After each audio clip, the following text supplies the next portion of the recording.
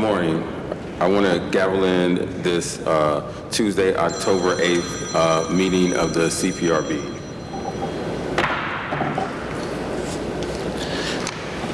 All right, before we get started, I want to thank Council President Blaine Griffin for letting us use this space in the entire City Council. So we want to respect their space and the way that they do things. So I'd like us at this time to rise for the Pledge of Allegiance.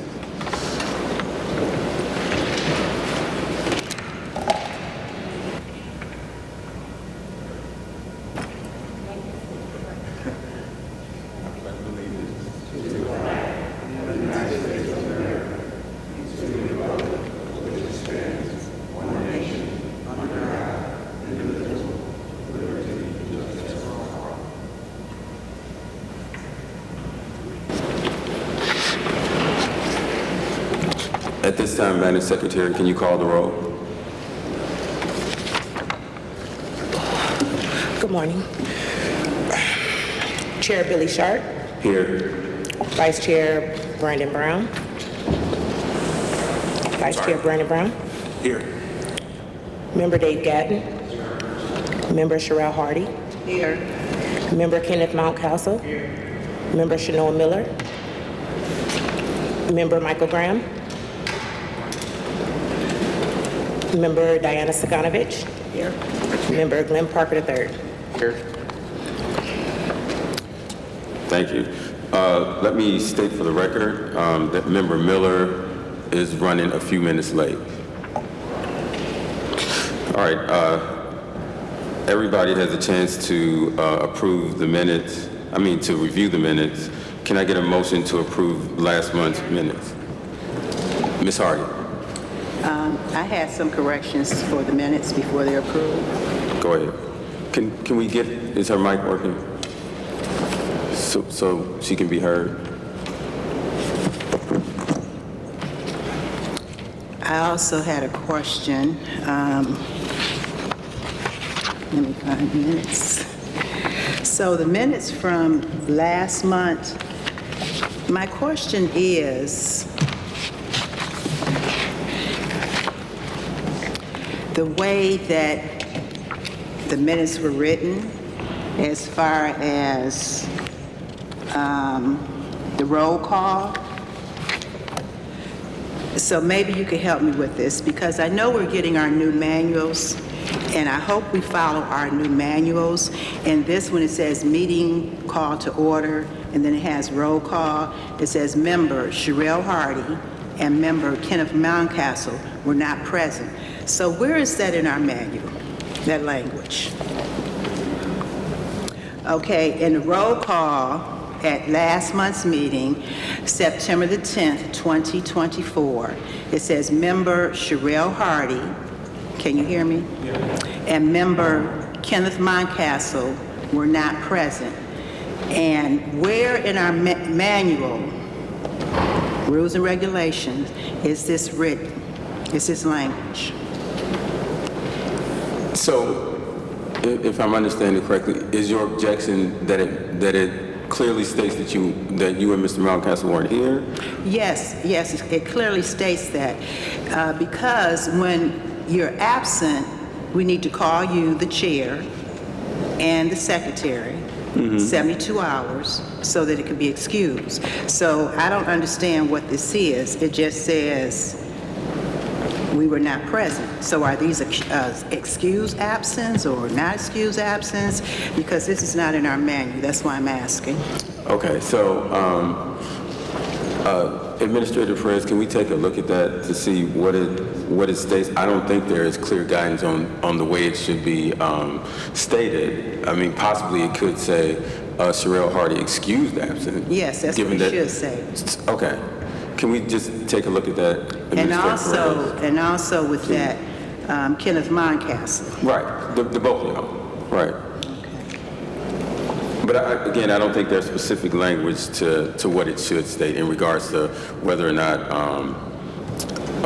what the exact wording should be. But I think it just reflects of what the actual record was. And the only reason I want to be specific is the manual also says that the board secretary should keep tally shall keep tally of all the absences. So I don't know if we've been doing that previously.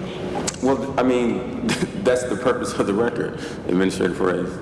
So, Chair, basically what it states is that an absence about which the board secretary have received advance notice of more than 72 hours will be presumed to be excused. Where advance notices of less than 72 hours is provided, the absence will be presumed to be unexcused unless the chair identifies an emergency or another extenuating circumstance that warrants the absence being classified as excused. CPRB secretary will draft all four members' absence database, which is an Excel file that we do use. Put everybody in there, put everybody's month. If you're absent, you get a red. Excused absent, you get an amber. You're actually going to get at the end of the year, then we'll go into our annual review, so everybody knows who attended, who had an absent that was excused, and who didn't. The reason that the secretary has now just put absent is because we feel that if it's an unexcused absence, then we would want the public to know that that person's absence was unexcused. But by just saying absence, there's really no questions. The person just wasn't. But we can change that. We can say excused absence, and then we can say unexcused absence. Okay, so I would err on that side for it to now say, Member Mountcastle excused absence. And then if it's not excused, then it will read, just so you know, it will read Member Mountcastle unexcused absence. It's just a accurate reflection of the record. Also, that tally that you talked about, that will not be presented at any meeting, like at the end of the year, that we say member had this many absences or whatever, like publicly. I don't think we need to do that. No, it's not public. It's just in the report. Yeah, it's just for your. Okay. All right. For the record, I was excused. I believe that is correct. Right, correct. So moving forward, I was just using you as an example. Yeah, I know. For the purpose of that. But yeah, so moving forward, it will reflect, Madam Secretary, whether that absence was excused or wasn't excused. Okay? Just for the record, Chair, that comes from you, so we don't make that decision. I got you. Okay. Was Ms. Hardy, was that the end of your comment? No, it was not, Chair. Go ahead. Also looking at the allegations, allegation A, lack of service, insufficient service, we have Shonona Miller abstaining, and there was no reason given. Do we have to give a reason when we abstain? Because most of the other board members, when they abstain, they gave a reason. Because I think David Gatson, he wasn't in the room. You are correct. Not to cut you off, you are correct. So I don't know, Madam Secretary, if that was an oversight. And maybe we might need to go back and review the tape and see what was the reason why she abstained. Because it is the rule that if you abstain, you should provide a reason why. So that's the correction we'll have to research. That's it, Mr. Chair. Thank you. Okay. So with Ms. Hardy's corrections, can I have a motion on the floor to accept the minutes? I make a motion to accept. Can I do it since Go I ahead. make a motion to accept the minutes for September? Well, can I do this even though I wasn't here last month? You reviewed the minutes. All you have to do is review the Okay, I minutes. just want I make a motion to accept the minutes for September 10th with the corrections. Motion on the floor. Is there a second? Mr. Chair? I'm sorry, I didn't see your green. That's new to me, sorry. I don't think Ms. Hardy can make the motion if she wasn't at the meeting, even though she read the minutes, because she wouldn't know if the minutes reflected the actual. But not necessarily, because she Yeah. could have went back and reviewed. She could have. She could have. She could have. So I'm saying. So in case that might be an issue in the future, I'll make the motion to approve the minutes, if that's okay for Ms. Hardy. Is that okay? But hold on, because every time we do something like this, then we'll be at the next meeting, then that'll be precedent. But I'm saying it is a potential. Let's say I'm not here. I go back and look at the entire YouTube, then I am aware of what happened, so I should be able to approve the minutes. You see what I'm saying? If that's the case. If that's the case. But so I don't want. Let's not try to make that a rule, because that could be complicated moving forward. But is it okay if Ms. Hardy? All right. Go ahead. I'd like to make a motion to approve the minutes as amended by Ms. Hardy. All right, motion on the floor. Is there a second? Second. Motion second by Vice Chair Brown. All in favor say aye. Aye. Any opposed? Any abstentions? That motion carries. All right, public comment. I'm sorry, Member Brown? Point. Can you just explain to the board about the paper Okay. so everybody knows? Yes, so since There's we're, a mic thing. since we're in a new space, to be recognized to speak, you have a green piece of paper in front of you. If you want to be recognized, raise that, and the chair will recognize that you have I'll let you know you have the floor to speak. Okay? That's only because Administrative Perez. to see if you can automatically turn the mic on. So there's Yeah, so be cognizant if you turn your mic on to turn it back off. All right. All right. Madam Secretary, again, ladies and gentlemen, we're trying to respect the space. So I'd like Madam Secretary to read how the public comment should work. This meeting of the Civilian Police Review Board is a lawful meeting. Under Section 605.04 of the Codified Ordinances, no person with purpose to prevent or disrupt a lawful meeting shall do any act which obstructs or interferes with the due conduct of such meeting. Members of the public are invited to speak only under the rules set by this board. Disruptions include, but not limited to, speaking out of turn and making loud noises. And loud utterances are in violation of the rules and interfere with the due conduct of this lawful meeting. Such disruptions may constitute a misdemeanor and a violation of Section 605.04. Anyone who disrupts this lawful meeting in violation of the codified ordinances commits misdemeanors and is subject to prosecution. The following is the first and only warning. If this meeting is disrupted, I will gavel a halt to the proceedings and direct the assembled officers to escort any persons participating in the disruption out of the chamber. Once persons participating in the disruption are outside of the chambers, the officers will close the doors, and the disruptors will be handled as directed by the Director of Public Safety. The board proceedings will not begin again until those that participated in the disruption have left the chamber and the chamber doors are closed. Disruptors will not be allowed back into the chamber after the meeting resumes. Again, this is the first and only warning. Thank you. And I was just going to say, let's modify that, because I think that's the way we should proceed forward. Administrator Perez, do we have anybody here for public comment?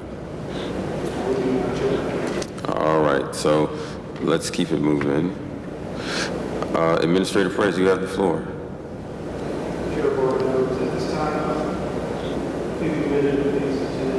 Do me a favor, step to the mic. Or if you got a mic? No, so you got to step to the mic. Thanks.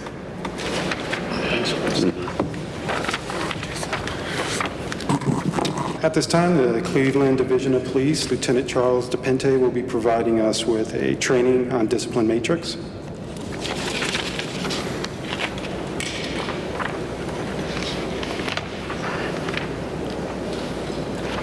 You doing it from over here? You doing it from on this mic?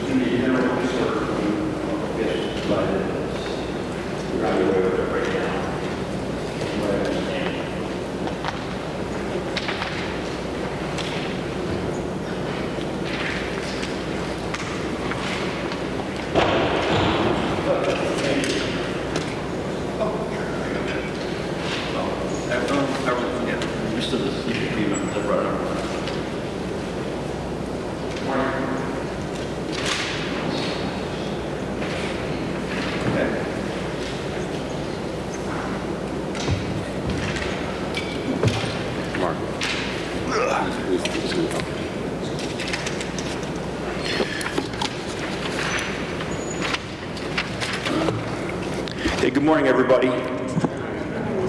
I'm Lieutenant Charles DePente. I've been with the Cleveland Division of Police for over 30 years, and I'm currently assigned as the officer in charge of the case preparation unit. we are part of the discipline process where we're like the final stage. So after I go over some information, I'll pause at points to take questions from the board. So I'm going to start off with some of the information that's in the general police order that deals with our discipline process. And I'm going to cover a lot of the stuff verbatim right out of the general police order, because not everybody has a copy of the general police order, including people watching the stream of this.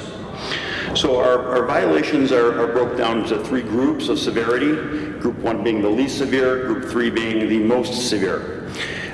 In the group 1 violation range, you can get anything from a letter of reinstruction, which is actually non-disciplinary, to a 5-day suspension. Inside of that, if it's your first violation, it sort of caps at 2 days, and if it's your second time that you had corrective action previously for a similar violation, and now you've done it again, now we're increasing it to possibility up to 5 days. So the definition of a Group 1 violation is conduct that has a negative impact on the operations or professional image of the division, or that negatively impacts relationships with other officers, agencies, or the public. So if you engage in an activity that fits that definition, then we're going to get you with the Group 1 violation.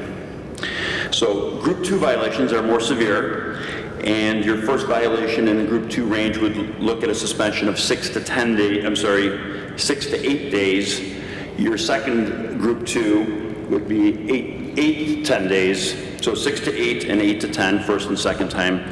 And your Group 2 violation definition is conduct that is contrary to the values of the division, or that interferes with its mission, operations, or professional image, or that involves a demonstrable serious risk to officer or public safety.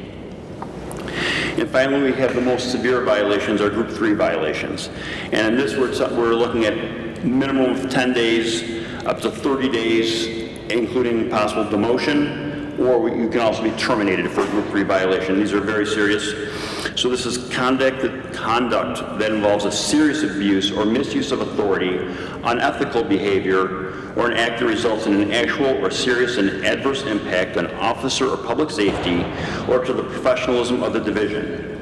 So any violation of law, rule, policy, or training which foreseeably results in death or serious physical harm to another person, or constitutes a willful and wanton disregard of division values, or involves any act which demonstrates a lack of the integrity, ethics, or character related to an officer's fitness to hold the position of police officer, or involves egregious misconduct substantially contrary to the standards of conduct reasonably expected of one whose sworn duty is to uphold the law, or involves any conduct which constitutes a failure to adhere to any contractual condition of employment or requirement of certification mandated by law. So, I've covered all that. I'm going to pause for a little bit to see if there's any questions covering these 3 levels of discipline. Oh, here he's got the general police order. He's going to pass out. But to cover these 3 layers, these 3 levels of discipline, and where we go from there. We're good? Okay. So I want to augment it by letting you know that if you have multiple violations arising from a single event, that can escalate it to the top of that group level. So you don't have any previous Group 1 penalties, so normally this would be your first Group 1, and your maximum discipline would be 2 days. However, in this particular event, you've done 3 separate things outside of policy. They're all Group 1s. Our general police order says at that point, you can go right to the top. It's possible to go right to the top of the Group 1 penalty phase, which means you could get a 5-day suspension, even though this is your first time being brought before the chief, let's say. And there's one other way that the penalty phase can get increased, and this has to do with progressive discipline. It already gets progressed like if it's your second time, but now let's say it's your third time. The GPO says 3 or more sustained violations occurring in the same group within a 3-year period automatically progresses the discipline to the next higher group. But the way we sort of look at it is slightly more complex than that, is each time you're disciplined, that is an opportunity for you to correct your behavior. So you come before the chief, you have 2 Group 1 penalties that the chief has found you guilty of. you receive some sort of discipline for that, and then 2 years later, you're brought before the chief again. Well, even though that you had 2 violations, you only had 1 opportunity to correct your behavior. So that is viewed as 1 opportunity to correct your behavior, so this would be considered your second Group 1 violation. If anything after that one, while the first one is still active, then that would become your third, and it would progress out of the Group 1 range into the Group 2 range, so now you're looking at the 6, starting at 6 days and going up from there. Okay. Everybody kind of understand that, or? Okay, very good, thank you. All right, before I move on, I want to cover, this is something that's not in our, in that general police order on discipline. This is in a different GPO, it's 1.0705, and this covers minor infractions. So I wanted to cover this also because I think it's relevant, because it's not discipline. So minor infractions will cause a verbal counseling to be issued. Verbal counseling is like coaching, it comes from a supervisor, but we want to track that. Because if you're being coached on something and you keep failing to do it properly, well, we want to be aware of that so we can take a next step and not just keep coaching you when obviously that's not getting the job done. So minor infractions will cause a verbal counseling to be issued, and it has to be approved by the chief though. So this verbal counseling will be noted, the officer will be counseled on what he did wrong, will be put on paper, the officer will sign that he understands the instruction he's received, and if the chief determines that the verbal counseling is appropriate, then it'll be approved, and we'll let the officer know that he's been counseled and coached, and that it's closed for now, as long as he doesn't continue this sort of same behavior. So what is a minor infraction? So these are alleged violations of division policy, procedure, regulations, orders, or other standards of conduct required of division members that are immediately correctable through minimal intervention by a supervisor with the goal of non-repetitive behavior. Minimal intervention includes redirection and/or non-disciplinary counseling to correct the behavior. Minor infractions include uniform violations, minor rudeness, absent bias, failure to perform a system check on a wearable camera system or in-car camera equipment that causes no failure to record officer actions, traffic and parking infractions and motor vehicle accidents that don't involve substantial property damage or personal injury or death. However, when a member repeatedly, and this is defined as more than 2 times in a 12-month period from the date of observed infraction, commits the same minor infraction, I'm sorry, more than 2 times, I didn't say more than 2 times, commits the same minor infraction, then you cannot offer this non-disciplinary minor infraction. We'll have to go through the regular discipline process. Okay. Everybody got that part? Excellent, we're cruising right along here. Okay, so there's an allegation that an officer did something wrong. It rises beyond the level of a verbal counseling, something more severe. It has to be looked at. So we have a sustained allegation of officer misconduct, and now that's going to set up, we're going to need a due process hearing, a due process pre-disciplinary hearing where we will evaluate and give the officer an opportunity to explain his actions. So my unit, the case preparation unit, will receive through the chief specifications of exactly what the officer, what his act or failure to act that violated policy. Then using the definitions that I went over earlier, covering Group 1, Group 2, and Group 3 violations, and then aided by the examples which I passed out on that form, we'll assign a group level to the specification in a charge letter to that officer to attend this hearing. After the hearing, if it's determined that there is in fact was a violation and that corrective action is warranted, then we will use the matrix, and there it's the different levels of corrective action, which firstly, of course, incorporates the severity of the violation, Group 1, Group 2, or Group 3, but then secondly, evaluates aggravating and mitigating factors. So these are things that can increase or decrease the penalty inside these small ranges we have. So I'll go ahead and cover those now. An aggravating factor, by definition, are the relevant facts and circumstances that increase the severity or culpability of a member's actions. Circumstances that constitute aggravating factors include, but are not limited to, deceitfulness, dishonesty, maliciousness, injury or harm to the public or a member, prior history of corrective action, the supervisory or command rank of the officer who committed the violation, the existence of an actual or demonstrable lack or financial risk to the division or the city, including but not limited to cases involving allegation of civil rights violations, unlawful search and seizure, excessive use of force, or unlawful detention or arrest. Also, loss or damage to the city or private property, and prejudicial or biased conduct. Those things will all enhance the level of discipline. We also have mitigating factors, as I mentioned, and these are relevant facts and circumstances that decrease the severity or culpability of a member's actions. The circumstances that constitute mitigating factors include, but are not limited to, intent, truthfulness, lack of prior corrective action, willingness to accept responsibility and acknowledge wrongdoing, and circumstances under which the rule was violated and prior work history. Okay, how are we doing so far? Okay? All right. Doing a lot of reading here. Yes? Sorry, I've lost my paper. So, and I'm sorry if you mentioned this before, but can aggravating and mitigating factors move you through the discipline levels from, say, a group 1 or group 2?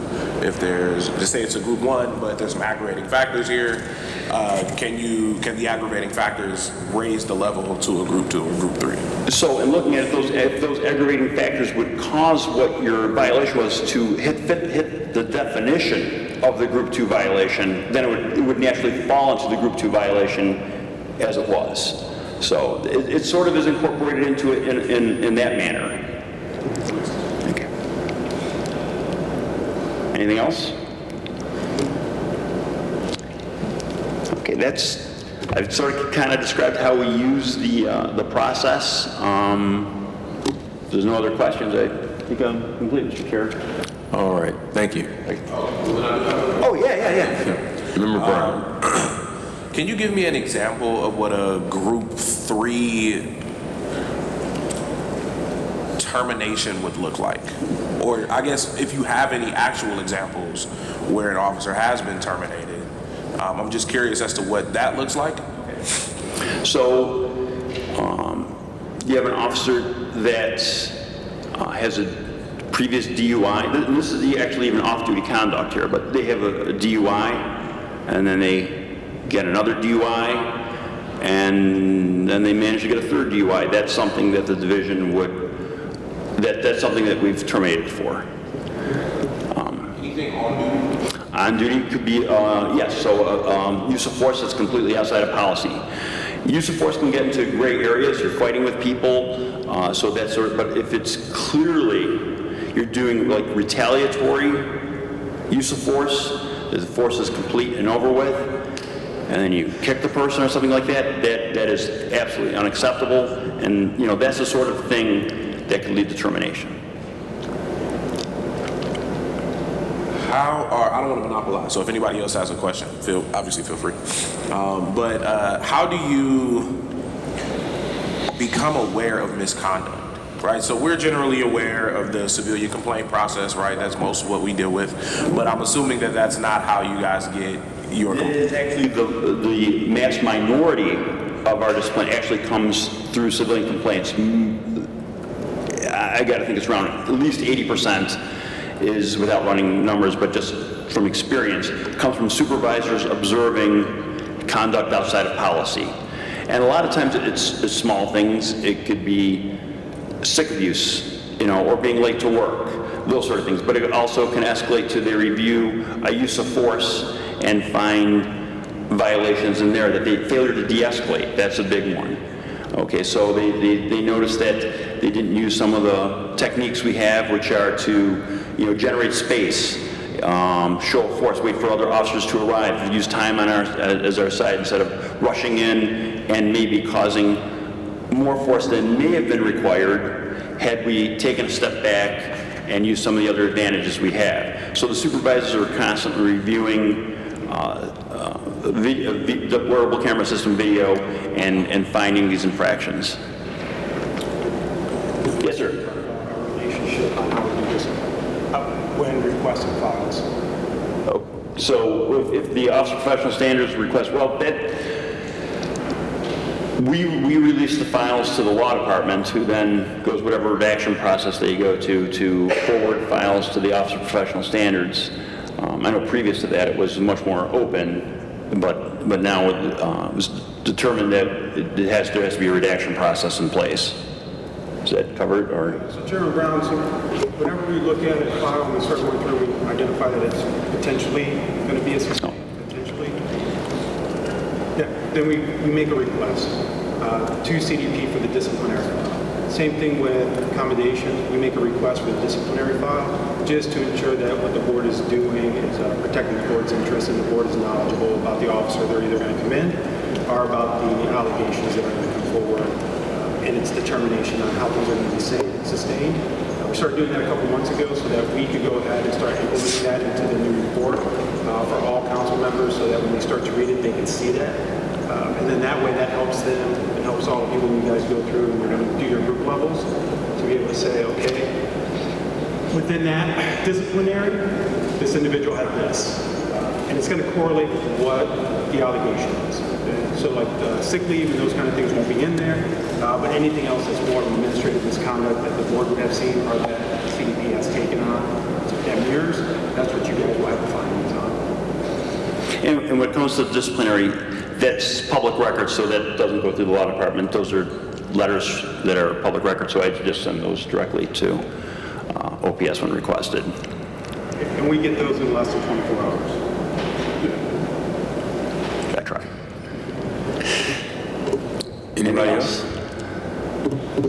Well, thank you for your questions, by the way. Appreciate it.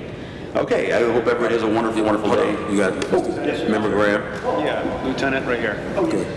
Just so I'm clear, Hold on, Member Graham. Is this mic working? just so I'm clear on the aggravating and mitigating, that's more about the discipline that's handed out rather than the group levels, like about if you're going to get 1 or 5 days, for instance. Yes, that's absolutely true. It's where we move then within that group range.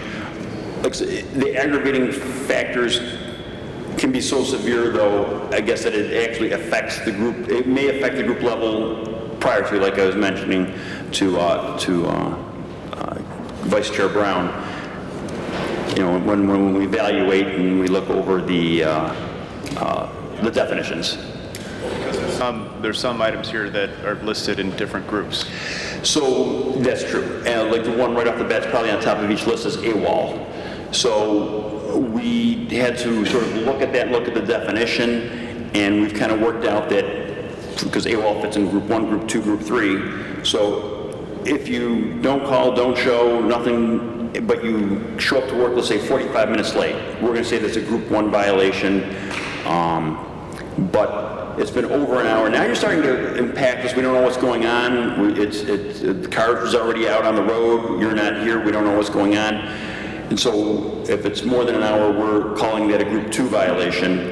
And if all day we can't get a hold of you, you're not responding to us, then and you have no legitimate reason, of course, why you're not in a hospital or something like that, then we find that you've seriously impacted our operations, and then we make that a group 3. So that's how something can fall into different group ranges, looking at how it impacts the division. Sure, absolutely. Any more questions? Administrator Perez. So when it comes to regarding corrective actions, the CPRB has, it talks about they're willing to suspend and demote.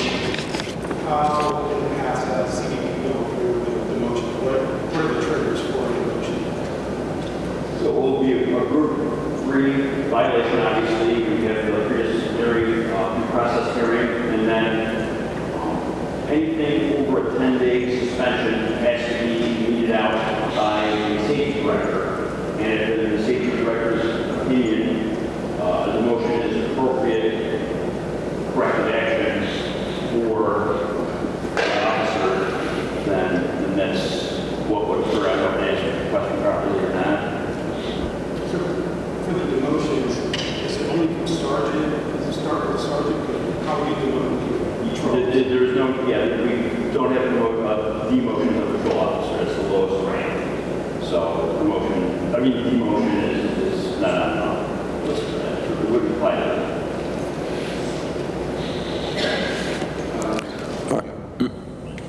Ron. Yeah.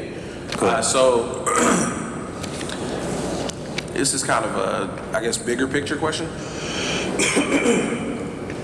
When thinking about the matrix, right, and we deal with it as well, and we're going to be dealing with it even more now under new things. But I guess my question is, what do you think that civilians and maybe even officers don't necessarily appreciate about this matrix and about the way that it operates, and maybe sometimes can be frustrating to CDP or to the officers who are ultimately disciplined under this matrix? I don't want to try to get into the thinking of what, the civilian population might be thinking about our matrix. I'm sorry, or even members of the division, sorry. Any more questions? And then one more, Lieutenant Captain.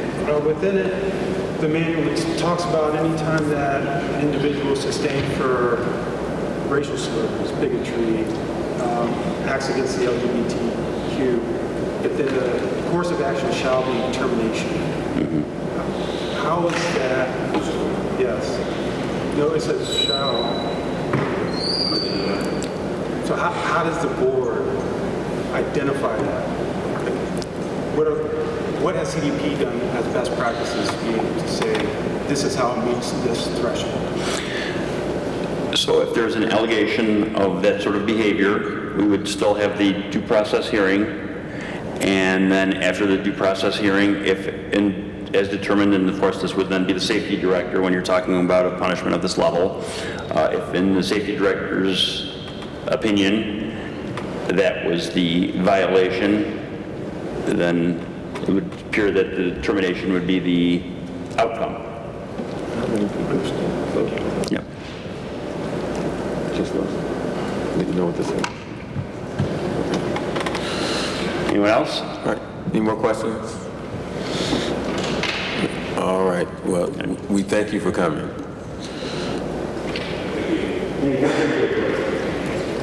Administrator Perez.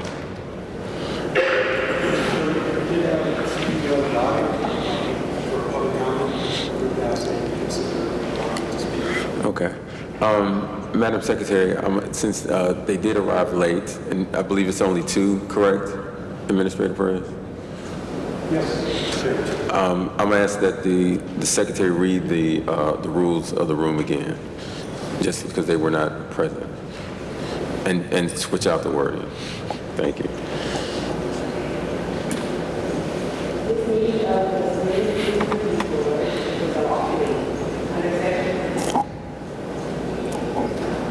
This meeting of the Civilian Police Review Board is a lawful meeting.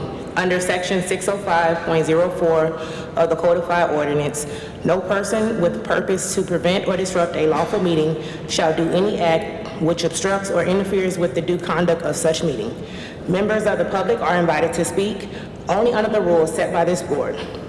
Disruptions, including but not limited to speaking out of turn and making loud noises and loud utterances, are in violation of the rules and interfere with the due conduct of this lawful meeting. Such disruptions may constitute a misdemeanor and a violation of Section 605.04. Anyone who disrupts this lawful meeting in violation of the codified ordinance commits misdemeanors and is subject to prosecution. The following is the first and only warning. If this meeting is disrupted, the chair will gavel a halt to the proceedings and direct the assembled officers to escort any persons participating in the disruption out of the chamber.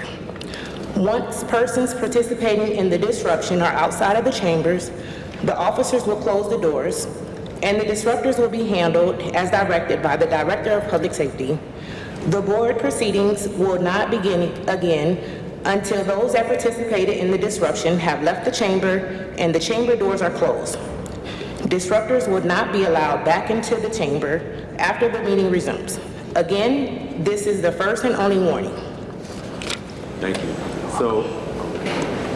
So our guests that are coming to speak, you'll have 3 minutes to speak. I would ask all board members to turn to the guests so we acknowledge that they're speaking. All right, who's the first comment. Derek Johnson. No, to the, it's not working.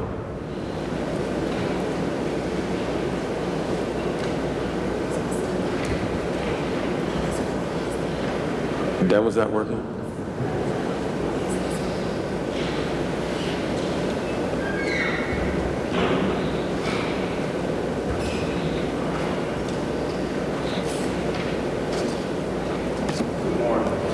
Good morning. Come as humble as I can. I've been arrested twice from my own property. I've been arrested in front of my family, my kids. I've been found not guilty twice. I went through OPS. They've been investigating this since October of 2021. I see my investigator here, Joseph Stefanski, and I cannot get any answers. It's nothing being done, and I just came today to let my voice be heard. I done spent money. These officers, I told them that the judge gave me the right to work at my own property because I knew not to come back to my own property because I knew they wanted to arrest me, but they still did it. I said, well, I'll see you guys in trial. None of the uniform officers showed up. No body cam video was played, and I thought the body cam video protects the officer and it protects me, but I didn't know they had a way around not even showing it. And they sent two detectives that hadn't even interviewed me. And the first time I seen these detectives was in court. And then they told the truth in court, but it did not match what they wrote. I gave testimony, I gave the transcripts, I did everything I could, but I have not got any answers. And I even gave a journal entry with the judge, he wrote about it. So he compressed the trial into 4 pages that you can read, that it tells how the officers were negligent in what they did. So I don't see why it takes so long to investigate, to arrest. And thank you. Thank you.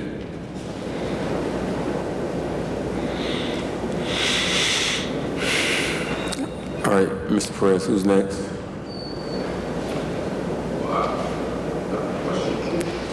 Go ahead, Member Brown. Sorry, I keep losing my thing. There we go. Yeah, that's because you didn't do that.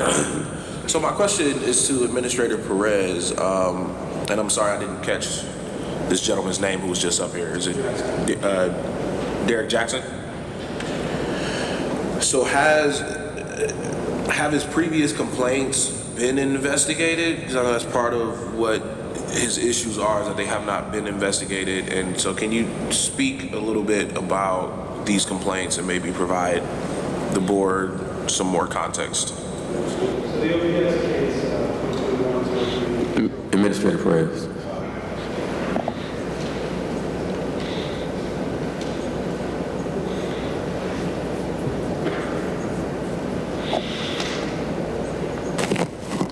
Mr. Vice Chair, so Mr. Jackson's case, OPS 2021-0304, was actually looked at, and it was administratively dismissed by administrators in the past.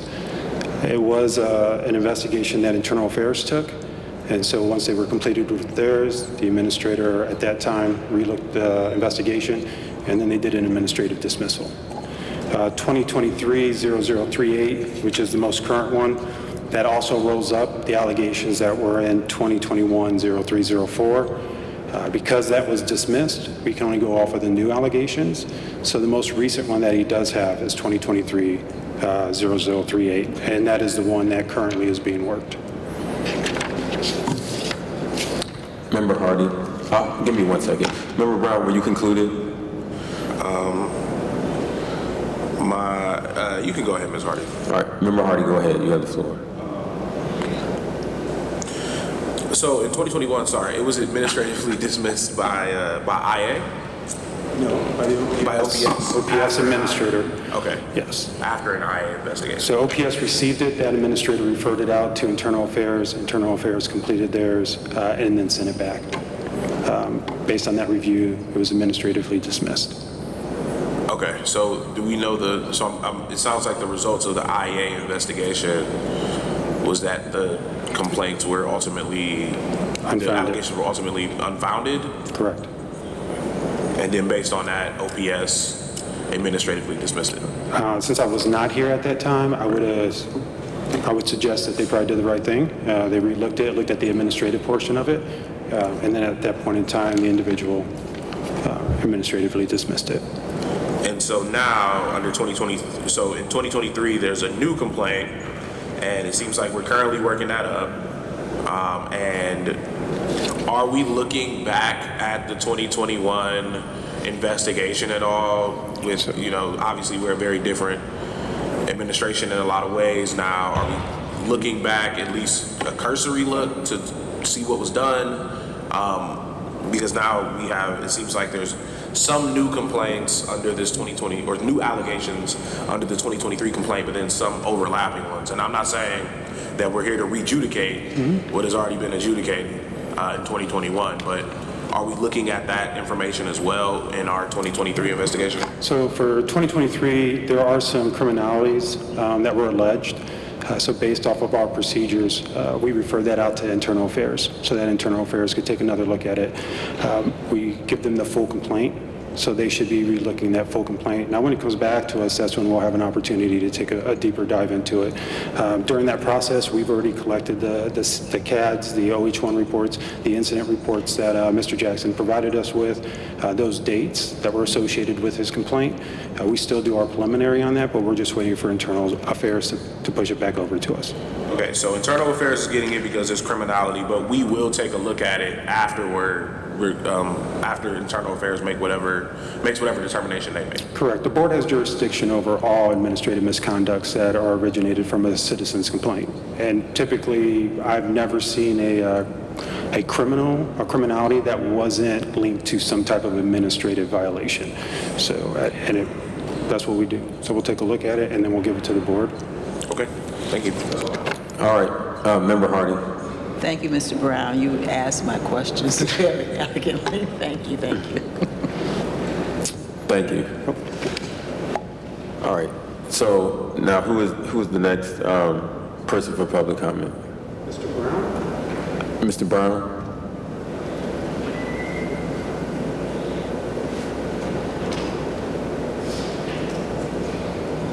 His name is not Mr. Brown? Oh, Blocker, sorry, Mr. Brad Blocker. All right. Come on. Just remember, you have 3 minutes to speak. Welcome. How's everybody doing today? My name is Brad Blocker. I'm the creator and owner of If These Walls Could Talk. It's a prison reform movement I started when I was incarcerated. And when I came home, I've just been doing everything for the youth to try to make sure that they wake up and that they don't make the same mistakes that I made, and make sure that their parents hold themselves accountable when they're raising their kids, and make sure that mental health is spoken on, not only from the kids and the grown people aspect, from police standpoint too, because they go through a lot in the streets, seeing the things they see. I feel like that needs to be spoken on even more, because if we talk about accountability, we got to talk, it starts with the mental. Because you're mentally not sound, going into these situations and being around these people, you're gonna make a terrible decision every time, because you're moving off emotions and not off your spirit. The spirit gonna keep you sound. So me and my foundation, I just came here today because I seen as a public speaker, I'm like, I'm gonna speak in front of the people and let them know what I'm doing on my behalf, or what I'm trying to do for the people that y'all might not be able to see on an everyday basis. Just know there's some groundwork going on too. And I appreciate y'all. Thank you. Thank you.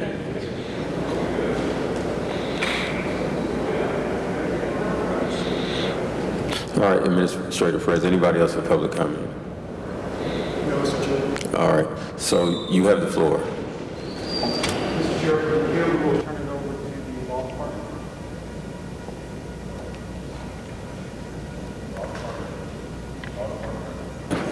Law department or the PAT team? You go with that too. PAT team. Welcome, Dr. Anderson.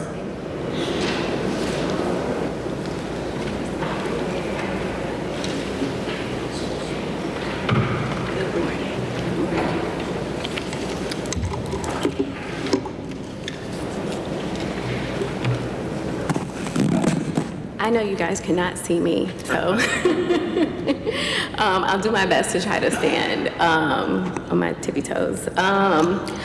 Good morning. It's fine. Okay. Good morning. My name is Dr. Lee Anderson, and I am the Executive Director of the Police Accountability Team. I am here because this is my team. They're leaving. We have a 10 o'clock. This is, before you guys go, Carlos Johnson, our Assistant Director of Law, and Hannah Macias, our Performance Auditor. So we do everything in terms of compliance with the consent decree, okay? OPS and the PRB are named in the decree, of course. So roughly paragraphs 193 to 229 for OPS. Again, that's 193 to 229. And for PRB, 230 to 244. So what does the Police Accountability Team do? So our day-to-day work consists of working with all partners in the city of Cleveland to work through compliance with the consent decree. And I want to make it known that the Division of Police is named in the consent decree, but they were not the ones that the settlement agreement came after. It came after the city of Cleveland. So the city of Cleveland is named in the consent decree. That's all of us, okay? So I just like to make that point because it's something that I like to make in other cities with consent decrees, that it is the entire city. And so it has to be a collaborative effort to be able to push through and come out of a consent decree. So our day-to-day activities include continuous collaboration with CDP and other city partners, public health, OPS. We have meetings with Chair Sharp. And I just want to note that our policy reviews, audits, and critical data analysis really capture the results that we need to make recommendations to the monitor to basically say that we are in compliance and we are moving forward. We want to ensure the implementation of 21st century best practices policing and constitutional policing and an eventual end to the consent decree, but we want to make sure that that end comes while we are purposefully implementing the proper reforms that we need to implement per the consent decree. So really quickly, for those that are questioning about the consent decree, is an order made by a judge, okay, where all parties carry out the order of the court. In Cleveland, our order is from Judge Solomon Oliver. And it sets forth an agreement between the Department of Justice and the City of Cleveland to undergo extensive reform, as I just mentioned, to ensure that CDP is no longer violating specifically Fourth Amendment rights of the United States Constitution. And we want to make sure that we also included officer wellness. We also have in there accountability sections. We also have in there community policing. We also have in there crisis intervention. So these are all areas where we focus on for the consent decree. I want to state that there are 8 areas of the consent decree. PRB and OPS fall under the accountability section. Okay. So what I will do, how many of you all have been familiar with those paragraphs? Okay, great. So what I will do is I will, if it's okay, Chair Sharp, I'm going to invite myself back to come back and provide those copies of the decree, and we can have more in-depth conversation about how the Police Accountability Team functions and the things that we do. So we work primarily with the Department of Justice and the Federal Monitor to make sure that everyone that is named in the consent decree, okay, including the CPC, CPRB, okay, Public Health is named, CDP is named, okay, MRAC is a community organization that came out of the consent decree, but it's named, right? We want to make sure that we support all of these entities into compliance and their compliance measures. So I will pause to see if there are any direct questions I can answer, but I would like to reserve the right to be invited back to have a more in-depth conversation about the consent decree and where specifically OPS and PRB are in their compliance efforts. Okay. I'm sorry, Member Mountcastle, he has a question. Are you employed by the city or the feds? Great question. So I'm actually employed by the city. On paper, I report directly to the mayor, but he has given me much independence. I have an inspector general background, so my background is in independence and oversight and objectivity. So that is the way that I created the PAT office. So I was the first member in the office in 2022, and it is important to me that we maintain that objectivity and independence because that is what the federal monitors care about. That's why they're independent, and they just care about overall compliance and how we're doing in terms of reform. And so that is a tenet of the office. Thank you. Any other questions? All right, thank you, Dr. Anderson. Thank you. Administrator Perez. Chair, we do have training from the mediation officer. Not the law department?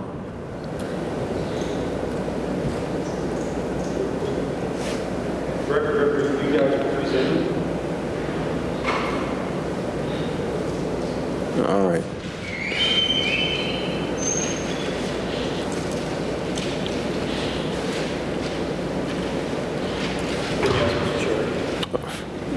Welcome.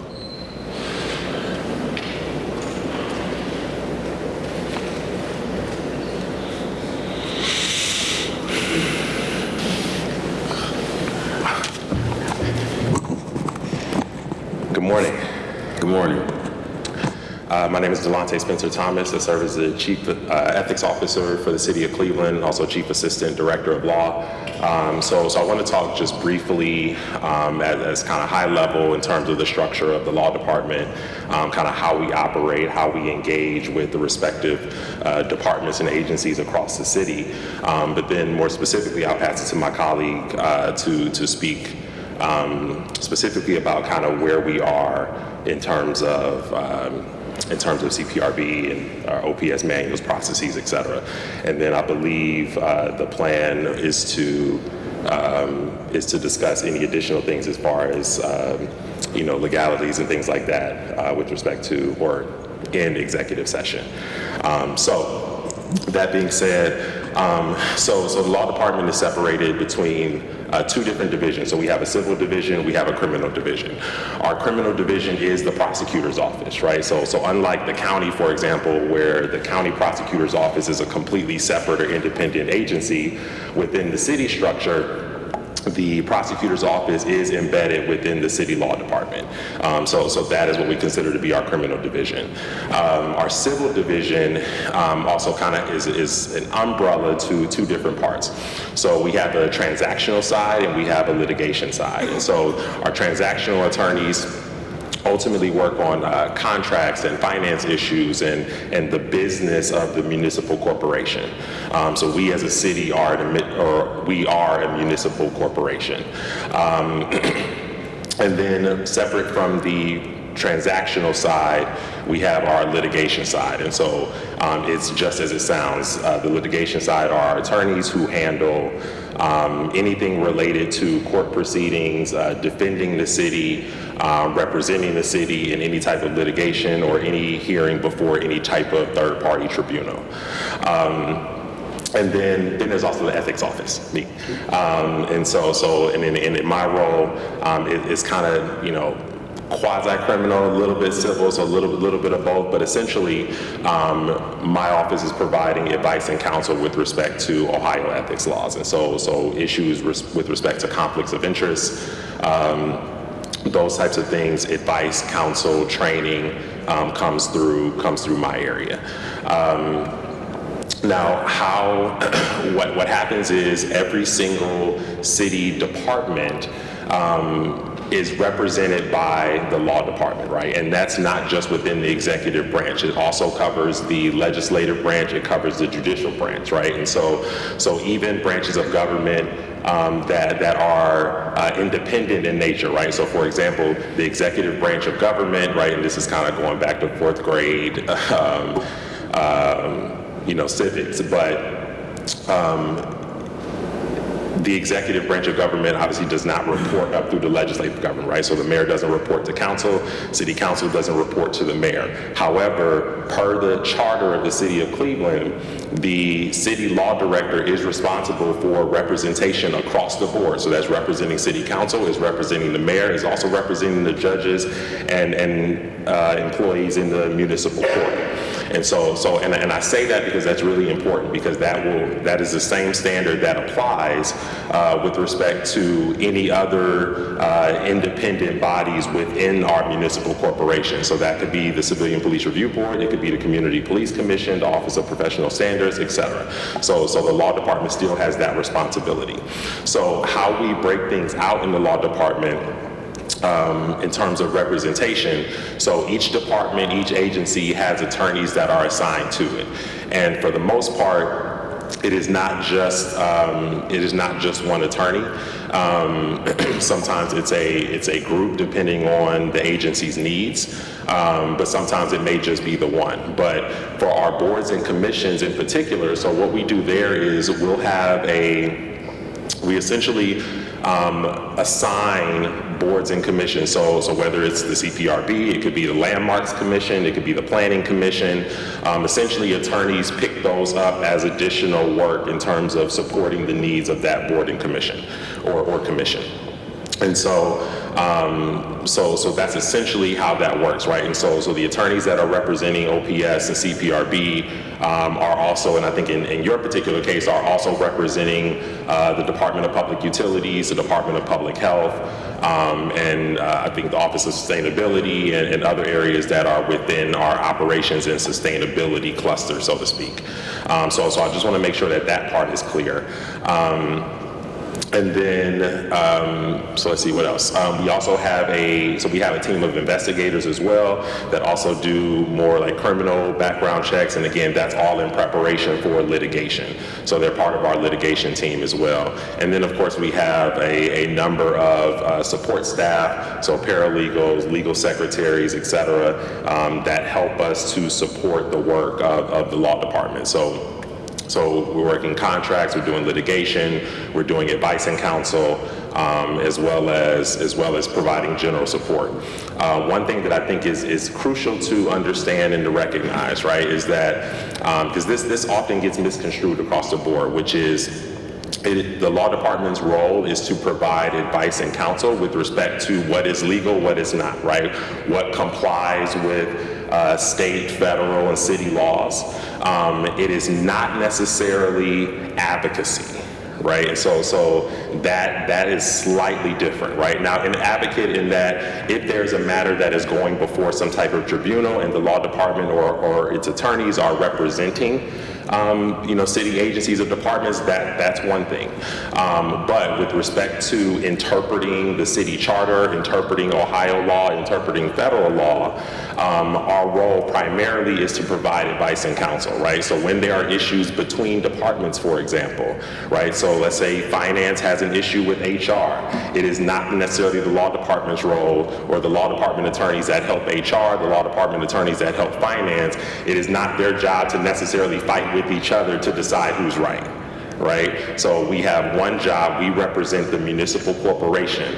So, and I'm kind of getting deeper into the weeds on this, and so I'll kind of draw back. But I do want to be clear that, so under the Ohio Rules of Professional Conduct for attorneys, just in general, so it specifically outlines how client representation works when there's a governmental entity involved. And so when there's a governmental entity, the rules are clear that it is the agency that is the client, right? So not any individual. So we don't individually represent the mayor. We don't individually represent any official or public employee. We represent the city as a whole. The city is our client. Now the city acts through its representatives, yes. But I want to make that very, very clear that we represent the city as a whole.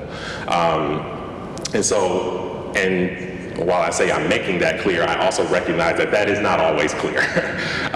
Certain situations present itself where that dynamic can often shift or needs deeper interpretation. But I just want to make sure that we lay that groundwork and baseline.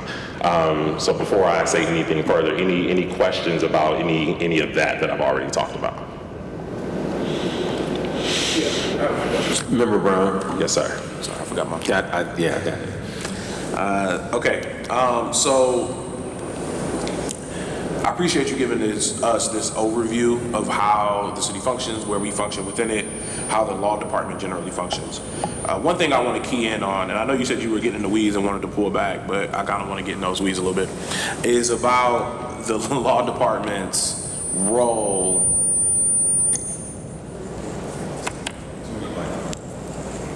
About the law department. Sorry, I was squeaking. Did you guys hear that? No. Okay. About the law department's role as an advocate.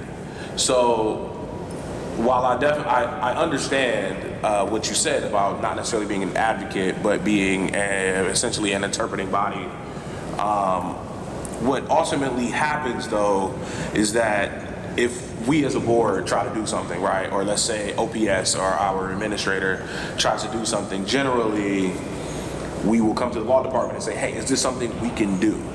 / how can we do it? And I think often it seems like we get pushback from the law department based on a difference in opinion of, I won't even say difference of opinion, but based on the interpretation, right, which is you guys' job. Is to interpret these things, and you'll say, oh, actually you can't do X, Y, and Z, right? And so I think some of the issues we've been having are, well, is there an alternative way we can do it? Is there a way we can get to our goal legally?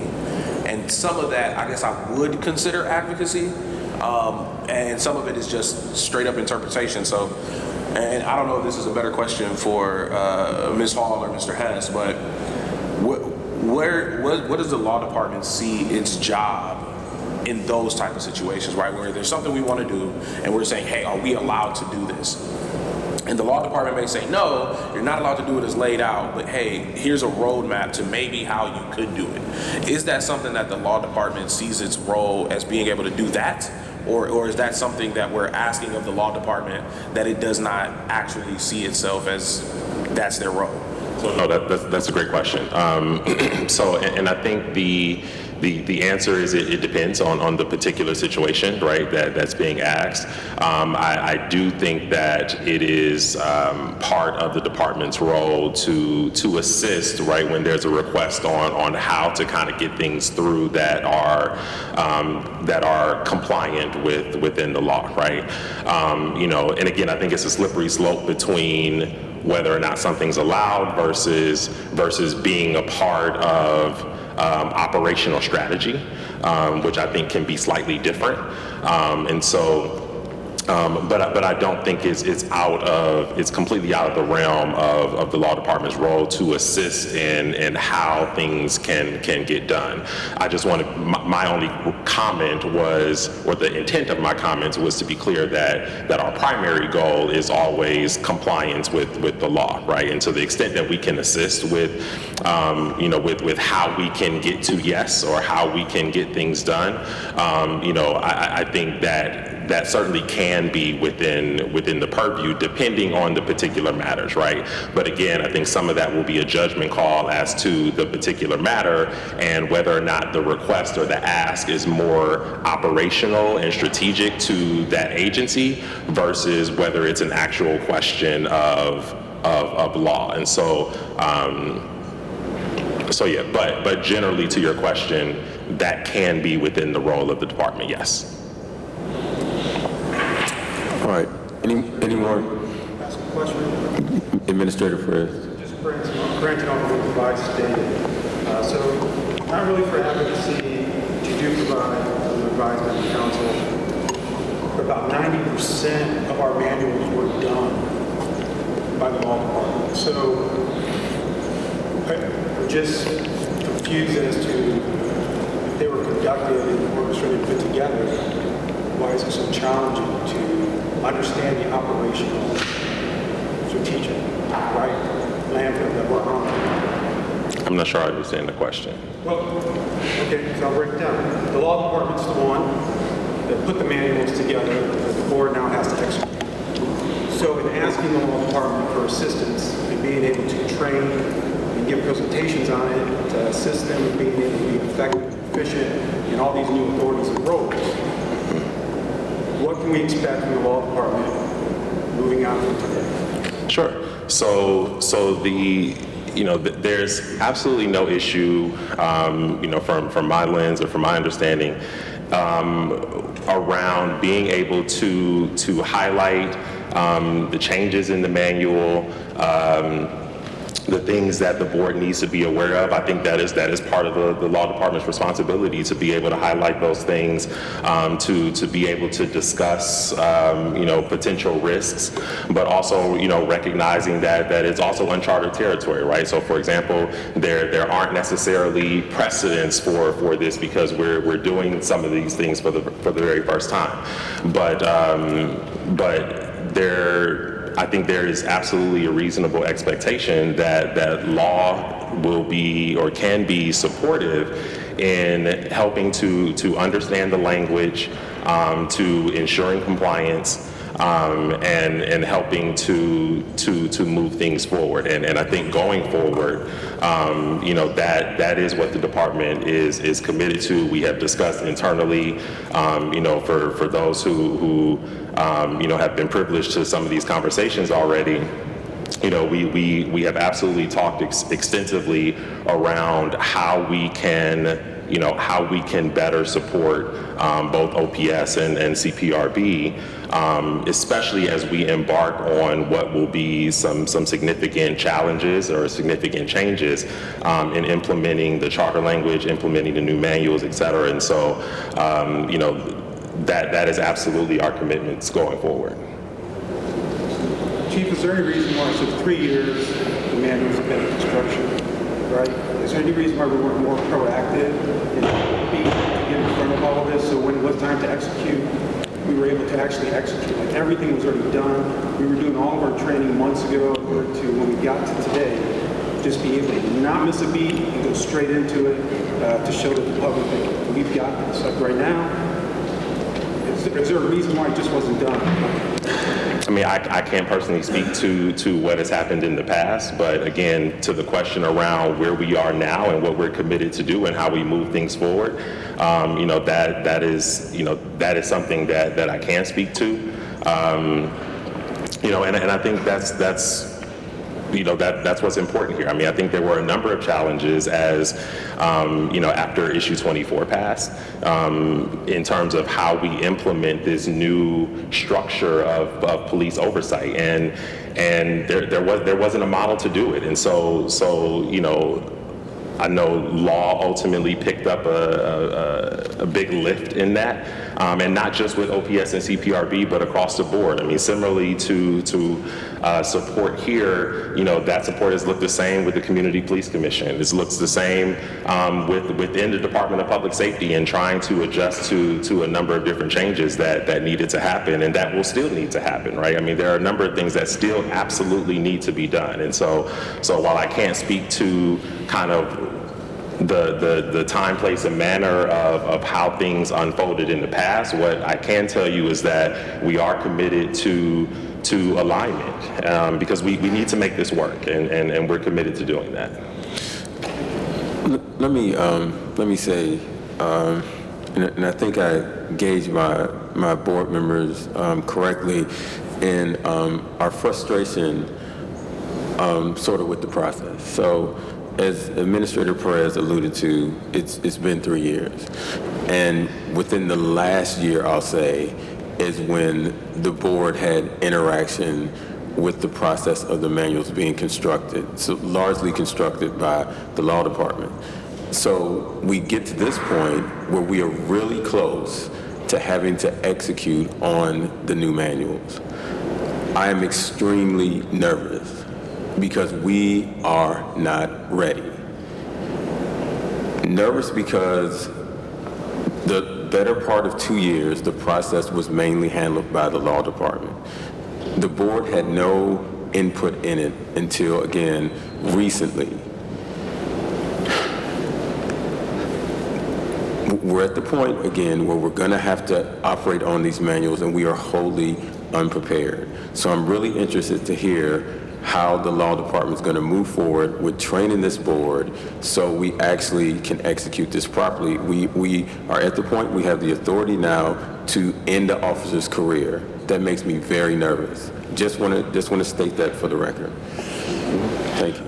I mean, yeah, and I think to the chair, I will reiterate that I recognize that this is challenging, and we, not just as a law department, but across the entire enterprise, because this is not just a law department function, right? There are additional layers of this that need to be that goes into this, right? And so how we are aligned with the Division of Police, how we are aligned with the Department of Public Safety, how we are aligned with the Department of Human Resources, Department of Finance, right? Like all of these things all work together to ensure that this works. And so, again, I think that, law will absolutely be committed to working through potential challenges, and some things will be, we'll try to anticipate, challenges as they come about, but then there also will be things that we don't anticipate that we'll have to deal with as they, as it comes. And I think that this has all been a learning process for everyone involved. I mean, as we try to or work to implement, what the residents of Cleveland asked for in issue 24 and Charter Amendment 115. And like I said, we got to get this right, and we're committed to doing that across the enterprise. Well, I'll say on behalf of the board, it is the board's intent to get this right, because it's too important. Again, like I stated, we have the ability now to end an officer's career, and we take that very seriously. All right, any more questions for Ms. Hardy? You have the floor. Good morning. My question is, so we have our new manuals. I read over both of them. The Civilian Police Review Board is over the Office of Professional Standards. So there's nothing in here that I read that shows us or tells us how we should conduct. So I'm going to the law department.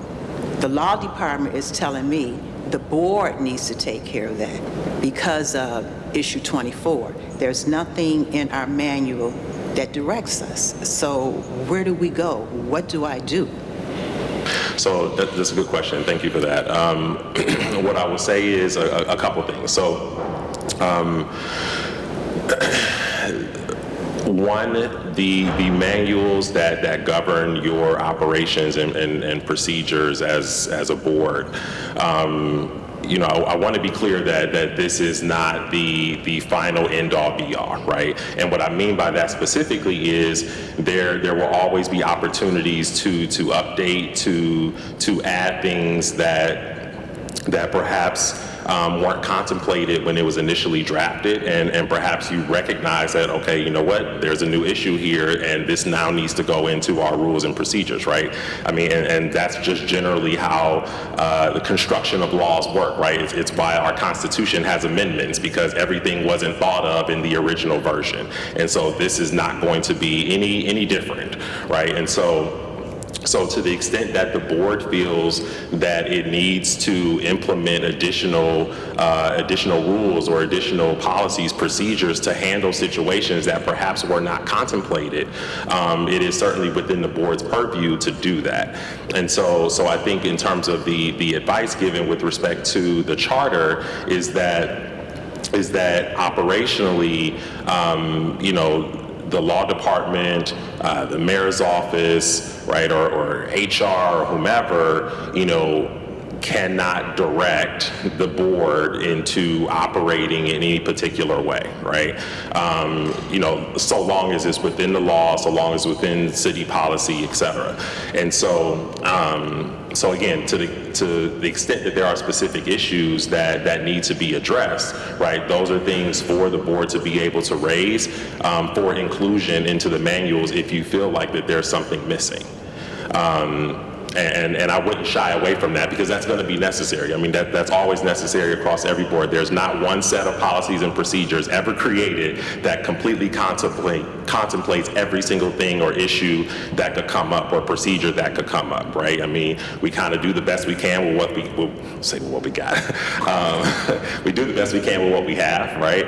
And we continue to make adjustments, right? And I think that's just our duty and responsibility to keep making tweaks, to keep refining, to keep making it better, to keep making sure that it suits the needs of our operation. And the CPRB manuals are no different.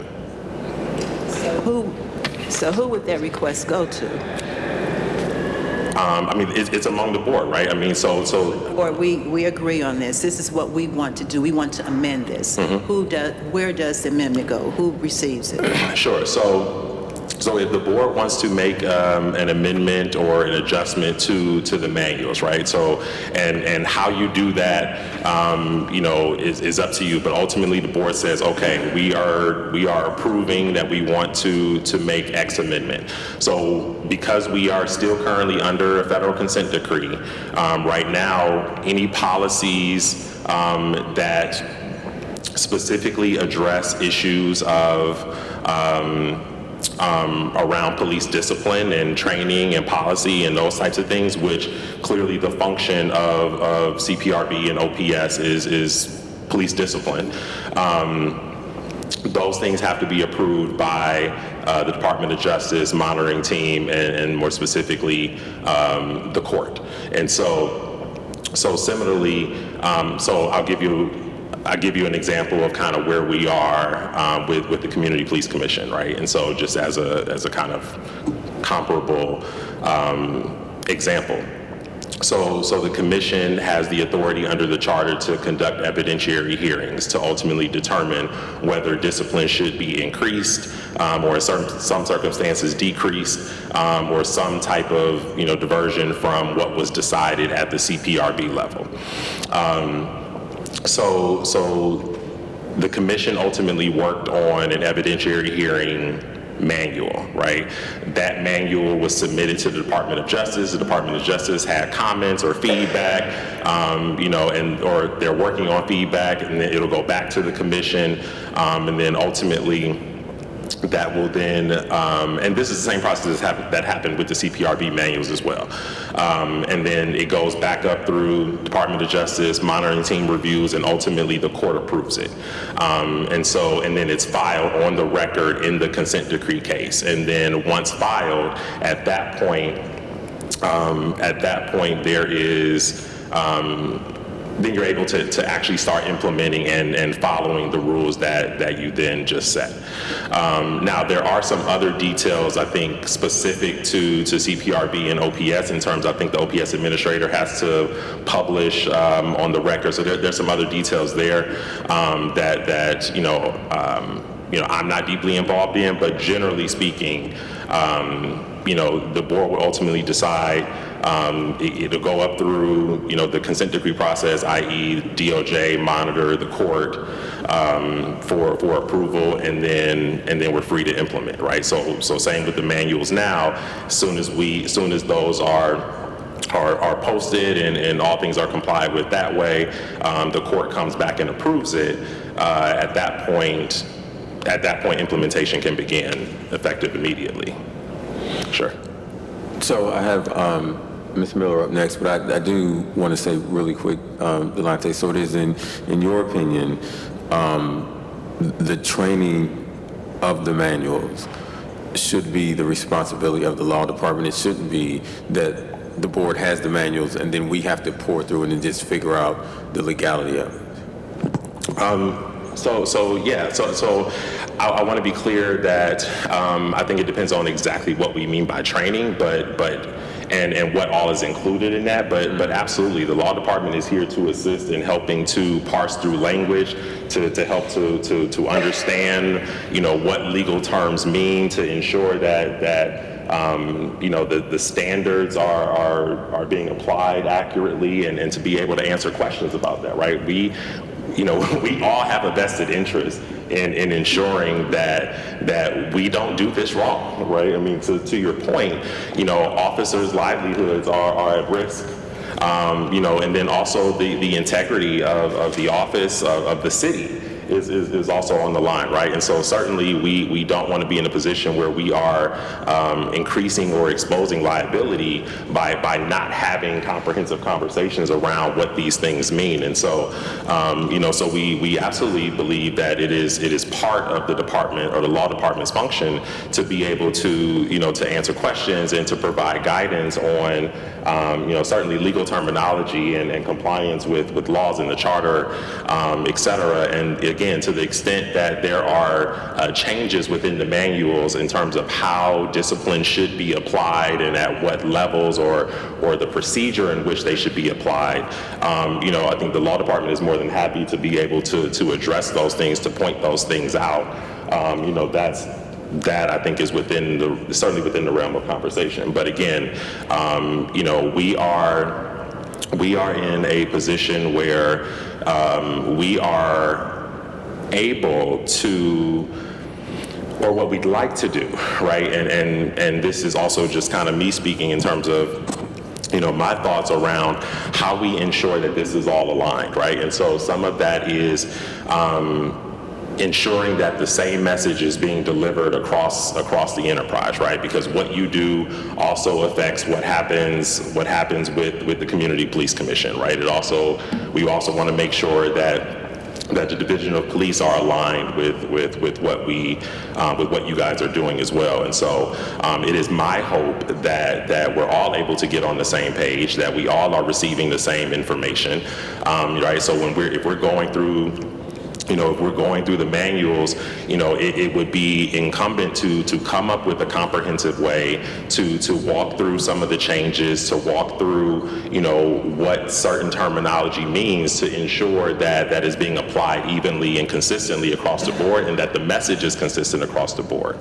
So some of that is also presentation design too, right? So it's not just a matter of, hey, law's been working on this for years, but it's also, creating a platform and a presentation that one can be, understood, and that it breaks things down. And so I think an opportunity to be afforded that, is certainly a conversation that we can have. And again, my hope is that we'll be able to have those conversations and do so that's aligned across our discipline structure, or matrix rather. Member Miller, you have the floor. Before I make my comment, can you please, note my attendance? I'm sorry. I am so sorry. No, you're perfect. Let the record show that Member Miller was in the room like 40 minutes ago. Sorry about that. She is in attendance. Thank you. Just to speak towards Board Member Hardy's point about understanding that the board does have the ability to make alterations, amendments, recommendations towards these manuals, and also understanding that both of these manuals took 2 years to create, understanding the process, protocol, or procedure amongst all these agencies, amongst this board, as well as the monitoring team and the courts and things like that, making sure that support between the board, OPS administrator, and the law department are all in sync and that support is there. I think when going through both of these bodies of work, though the timeline, was extensive and that was a majority of the concern from the public, right? Understanding what that timeline will look like when making recommendations or amendments. We don't want that to take up to almost 6 months to a year addressing one single issue that we may have with this, manual when it comes into, the implementation and the practices of it. So I think when we sit here and talk about, hey, yes, this is not the end-all be-all. This is not concrete. This is forever a living, body implementation document, right? This is a forever growing thing. I think it's clear. I think we need to be more clear, more transparent in what that process looks like, who all roles are changing when, implementing this process, or just changing the document as a whole. And also, like you said, that presentation, right? talking to the public saying, hey, this is where we are on this amendment, right? Incorporating that into like our daily process for the board, having that transparency would be greatly appreciated. But that was my only comment. Thank you. All right, any more questions? Administrator Perez. Just really quick, so you said vested interest in the, I guess I sit here today, right, I was hired as the most qualified individual when it comes to strategic operation, design, implementation, and execution of those oversight structures, right? Trained by the very best relations head. I have no seat at any table when it comes to the meetings at CDP, when it comes to the meetings with the safety director, labor relations, human resources. The strategy that the chair of the board want, they don't have a voice at most of these tables because I've never been included. Right? And to me, that's concerning. If we're talking about unity of effort and vested interest, where have I been for the last 18 months? Other than behind the power curve, trying to ensure that the things that the board has keeps them proving that there's confidence, right? There's trust and there's legitimacy in where they're taking it. Because they have taken this office further. I think the office has gone in the 8 years that it was here before I got it. They have addressed, they have sacrificed, they have taken on more than they ever thought was possible. And it wasn't because they had to, it's because they're all committed to all the building and they all wanted to. Right? And the one thing that keeps me up at night is how do I continuously give that to them so they can do what people are asking them to do? When I can't even get an audience or I can't even be invited, right? To have a conversation to ensure that their best interests are at the table to be considered. We have a collective bargaining group that the city's been in. A 90-day window come next month. There's no place where the CPRB is mentioned. There's no place where they've been at that seat to be able to say that there is a grievance, or at every 3 months they have the authority to call the safety director, the chief, human resources, labor, and the union to be able to deflect whatever frustrations or whatever matters they can in that closed room before it gets out to the public. And to me, that's concerning. They are about, they speak for the people, they reflect the people. That's the whole reason they're here, and that's the whole reason we exist. We would not exist if it wasn't for our hope. And I just feel like you are not you, but we are not able to execute and ensure that what they are bringing will have the effects that the people want. And at some point in time, maybe to the point that the realization that was 2015 when all of this happened was actually the problem, right? So I just asked for consideration from the city to ensure that the board and myself, we have a seat so we can talk about those interests and reflect a lot of that stuff. So it's not being aired out here, but it's being aired in place that we can actually do things. I appreciate that, Administrator. Can I ask a clarifying question? Has there, and again, you know, this is kind of the first time, you know, we're having this conversation, so the first time I'm hearing this. Has there been an ask and a denial from the public safety or I guess anyone else in terms of being included or to be able to have discussions or conversations, or kind of where has that been? So there have been several conversations. A couple months ago, the monitor brought it up. They even asked where the CPRB had its work, the principals, where OPS was at, a lot of these meetings. Typically, we'll get a day invite, and then all those invites kind of fall off. But it's not just on us, right? If we're all working together, and we're supposed to be this line of effort that's moving to the future, then the expectation would be whoever's ever offered, right? Whoever has created that meeting would understand who the stakeholders are. I understand who the stakeholders are.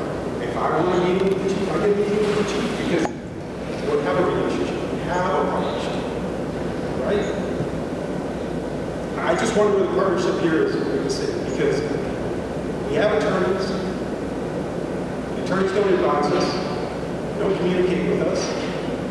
So it shouldn't be us always pulling to figure out what meetings we're supposed to be at. There should be a little bit from our attorneys and everybody pushing to say, hey, this is important, let's prep, let's get things done, let's be able to go in and prepare. We just haven't had that opportunity. And just real quick, I'll say there are a few meetings that I know of that took place and we weren't included. It'd be pretty hard for us to ask for entry into a meeting if we're unaware of it. So I don't know what on the city side, just a general request to departments that we interact with to ask that they would include the administrator, because he is our eyes day to day, because most of us are doing this part-time, hopefully. That it's just the consideration when something comes across that involves the CPRB or OPS that we be included in those meetings. That is a legitimate concern.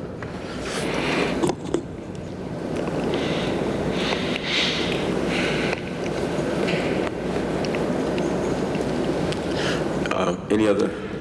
Are you want to respond to that? Or No. Just that, listen, I don't think it is certainly not unreasonable to want to be included in meetings that affect OPS and CPRB, right? Like that is not unreasonable. And I think my question specifically was around, if there has been a denial, after a request. I know that, and again, I can speak from personal experience that there certainly has been advocacy around ensuring, and I know there's been conversations where I've done it personally, where I've said, hey, where's OPS on this, and let's get a meeting with the CPRB chair, et cetera. And so, and to the extent that that's an issue, I can absolutely address that. But in terms of the bigger picture, the bigger concern, in terms of feeling like that there's not inclusion there, that is, that's not an issue to raise those conversations, and figure out how we get aligned on that to ensure that no one's feeling left out of important conversations that they should be in. I know the conversations that we have regularly with the monitoring team, with DOJ. My understanding has always been that OPS has had an audience with the monitor, or an audience with DOJ. You just mentioned having an audience with the chief of police. So I'm just kind of trying to figure out exactly where that audience is not happening, so that we can address that. And I'm happy to help to facilitate that the best way that I can, for sure. So you asked about an answer. I have plenty of answers, right?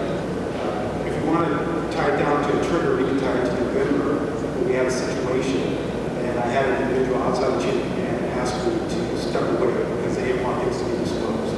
Since my arrival, coming back, since my return, I've had limited to no conversations, limited to no emails, no tracking from individuals that are supposed to be supporting the CPRB, that are supposed to be working, advising the CPRB.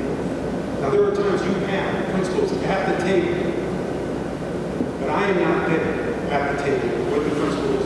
The chair is not there. I can't even invite to say, hey, this meeting is going on. We should prioritize this. It's definitely, here's a read ahead, here's an excellent, but let's get prepared. This is one that we have to do too. I can't even give them that place, right? But the city's able to give them a courtesy when they're not happy about something to call, right, the chair and the vice chair for an urgent meeting without the administrator in that, right? So I'm going to tell you, it's not a feeling. It is a fact that the CPRB and OPS do not have a seat at the table when all of the principals are there.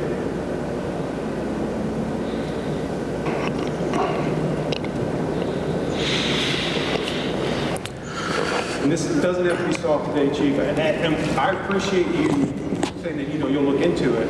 But all of these things have to come together, so we do have a unity of effort. And the interest of the board, the interest of the people, is a true interest, and is a priority. Absolutely. And I think we across the enterprise, we take that seriously, and that will certainly always take precedent to ensure that we're doing what we need to do for the residents, and also for all of our constituents, both internally and externally. So no, that's important, and I hear you. Thank you. Any more questions? Vice Chair Brown. So, there's been some discussion about, of course, these new manuals that are coming into effect, and generally how the law department supports OPS and the CPRB. My question is, how should we, as the CPRB, navigate attorney-client privilege whilst moving as a public body, and particularly in seeking guidance from our attorneys on matters of, I guess any matters that we're dealing with, but in particular right now we're talking about the manuals. How do we toe that line? Because obviously we want to protect our attorney-client privilege that still exists even as a public body, but at the same time, we're still a public-facing organization, and at least I can speak personally that I think one of our primary functions is to instill confidence in the public, and the best way to do that is through transparency. So can you talk a little bit about, just how we should be thinking about attorney-client privilege and the way that we're asking things, or the way that we're asking for information from the law department? Sure. So I'll speak to kind of one piece of this, but I also want to just kind of preface that,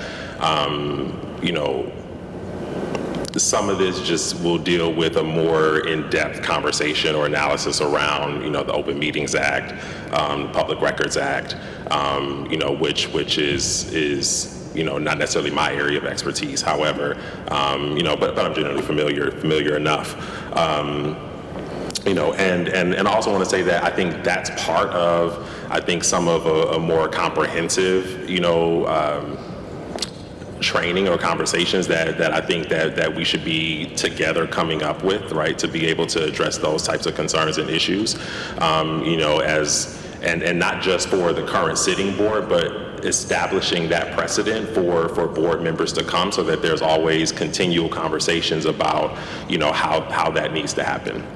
And so there's kind of competing things to your point with the Ohio Meetings, Public Open Meetings Act, and also attorney-client privilege. And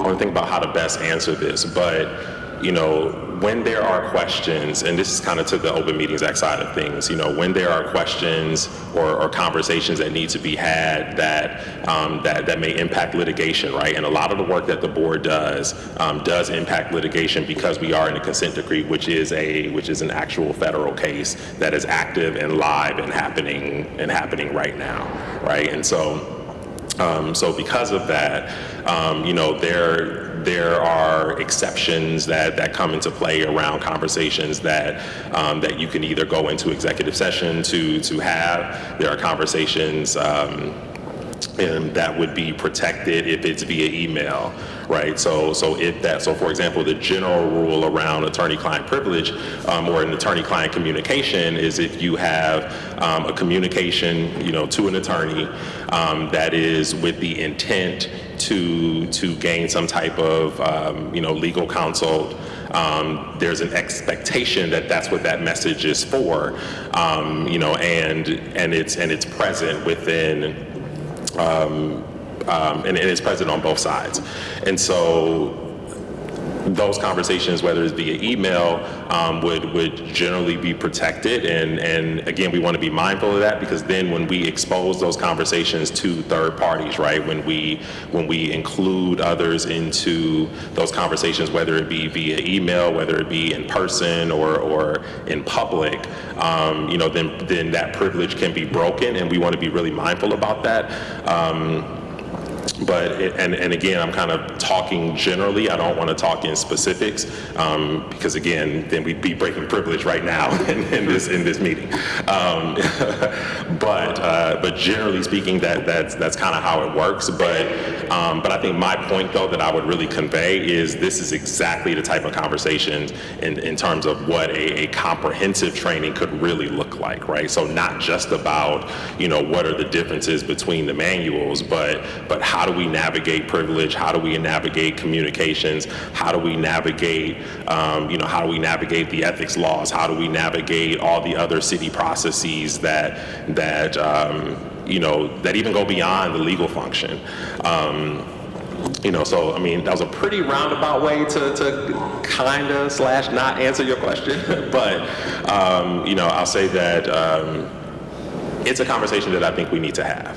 And it needs to be more robust than what we can do right now on the spot today, at 10:48 a.m. Right, no, I definitely understand that. I think, for the board, our vision, at least in part, is to provide some of this explanation of what the manual will be going forward and what our function as a board will be going forward. We need as much of that as possible to be public facing. So this isn't really a question, this is more of a comment to the law department and just an idea of what, the vision is of in the discussions that I've had about the manual is that we want to make sure that the public understands what we do and how we function. And so if that, and so understanding privilege, right? Understand that, hey, if there are certain conversations about the way that the manual may be interpreted and the way that we view things from a kind of a top-down perspective, that's going to be privilege, that's fine. We're not interested in breaking privilege, but we are very much interested in giving the public some sort of knowledge base to understand what we do, right? So I'd like for us to be able to keep that in mind, so that way we're not just, I don't want us to do everything in executive session, right? Because, I mean, theoretically, maybe we can, because most of it will be privileged, but I want us to be purposeful in making sure that we provide what we can to the public, as far, and not just, because these documents are public, right? So I guess they can just read them, right? But I think the point is that we want to provide them with something that's more than just, hey, just read this 39-page document for OPS and 28-page document for us, right? Go read these 70 pages, 60 pages, and then you'll know what we do, right? We want to be able to give them some sort of Cliff Notes version or something like that. So I just wanted to put that out there, that I think that that's important. Yeah, no, and I completely agree. I think that, we have an obligation to the public to be transparent and to ensure that the public understands exactly how its government is working for them. That is absolutely a priority and, and the standard that we should be holding ourselves to. I think part of it is my hope, and I think, and this is really across the enterprise, right, is that we want each agency within the city government to themselves also be able to explain to the public, right? So for example, the law department doesn't go and explain, everything that HR does or that finance does or that public safety does or public works does, right? Or public utilities, right? Our role, we believe, is to empower those agencies to understand their role, and then you communicate with your stakeholders, right? So not to say that there should be this kind of this executive session or multiple or however many executive sessions to have all these conversations, right? But that, to me, the strength is for the board to be able to face its stakeholders and say, this is what we do, this is how we operate, not necessarily saying, hey, law department, come tell everybody how we operate. You know what I mean? I think that's the message that we want to send, because again, at the end of the day, the public has to trust that you know what you're doing too, right? So I think they need to hear it directly from you as to what you're doing. And we want to be the support kind of behind you to ensure that if there's questions, if there's concerns, if there's risks that we can bring to the forefront to you, we can work together to think about those things, but that we ultimately have a united front. And again, you as a board are communicating with your stakeholders about your function and what you're going to do and how you're going to do it. All right, any more questions for? All right, thank you very much. Thank you. So I believe, Mr. Perez, we'll hear from Ms. Hall about the... Yeah, I can give a brief overview of where we're at. And the process of, Ms. Hall, welcome. Okay. Good morning, everyone. Okay, so where are we right now? The manuals have been approved by the Department of Justice and the monitoring team. They've been filed with the court, and we're still waiting for the journal entry approving the manuals to be published. And where we're going. So today, we'll talk a little bit more in private session about the details of the changes, give you guys a chance to ask some questions. And then after this meeting, the OPS office will have to publish the manuals on their website for public comment. And then at the next meeting, that comment will be read to the board in public session, and you guys can have a chance to mull those things over and kind of determine if you're ready to vote on the manuals to approve them. So if you guys are not happy with the manuals as they are right now, you can provide us with that feedback, but we'll kind of have to start the process over a little bit.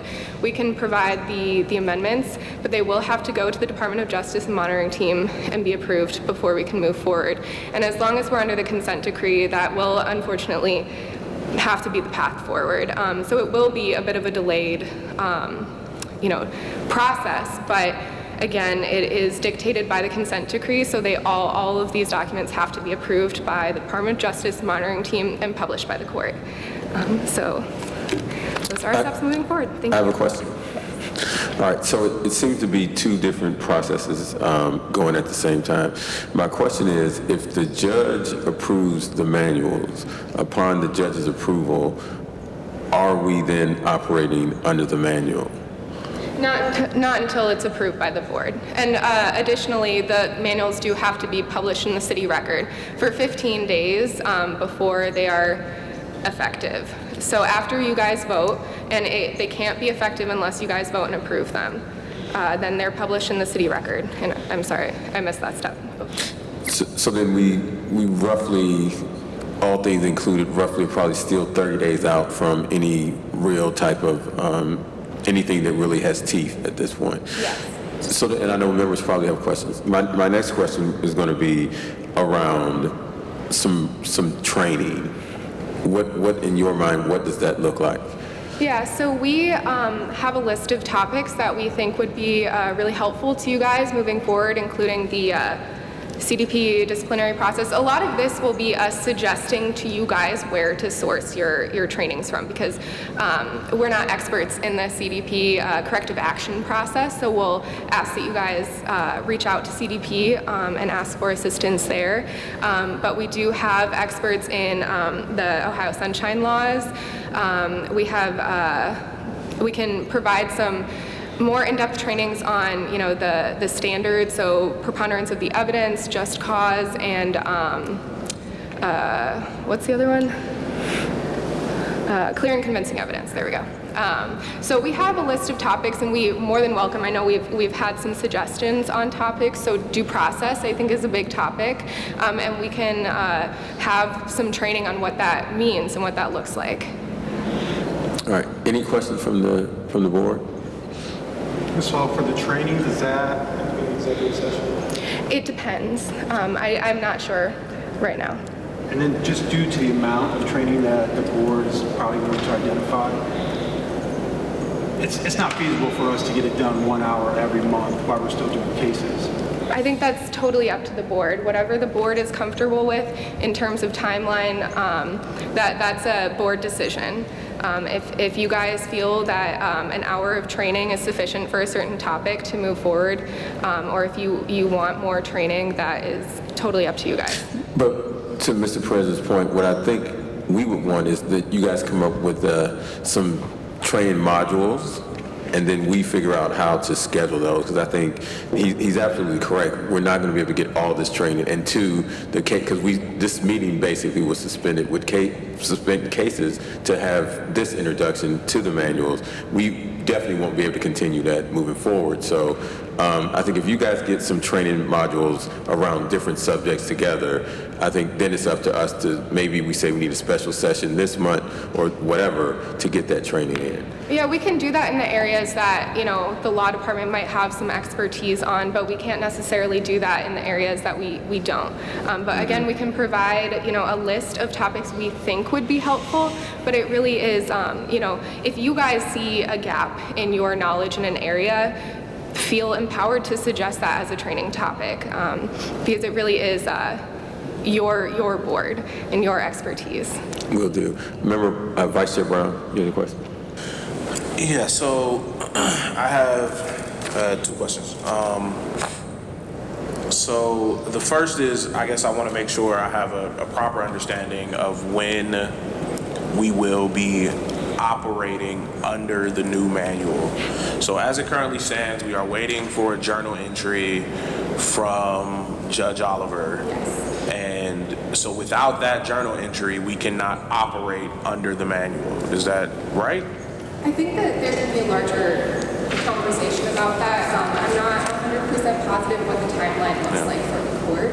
I know what your timeline would look like, but I would not suggest publishing in the city record until after the court has published that journal entry. Okay. And so, I guess I should have also said this before, but I mean, obviously, if I push into attorney-client privilege, please stop me, because we do have an executive session to discuss privileged matters related to this topic that we're talking about. But my second question is about, it's still related to this process of when exactly we will be operating under the new manual. So we will, at some point, we'll be able to vote on the the new manuals as they are currently crafted. And is it a separate vote to have them published to the public versus us accepting the manuals and operating under them? Does that question even make sense? Yeah, we can, you guys absolutely can vote on the manuals as they stand today, and we'll publish that version onto the city website to make sure the public has an opportunity to provide comment.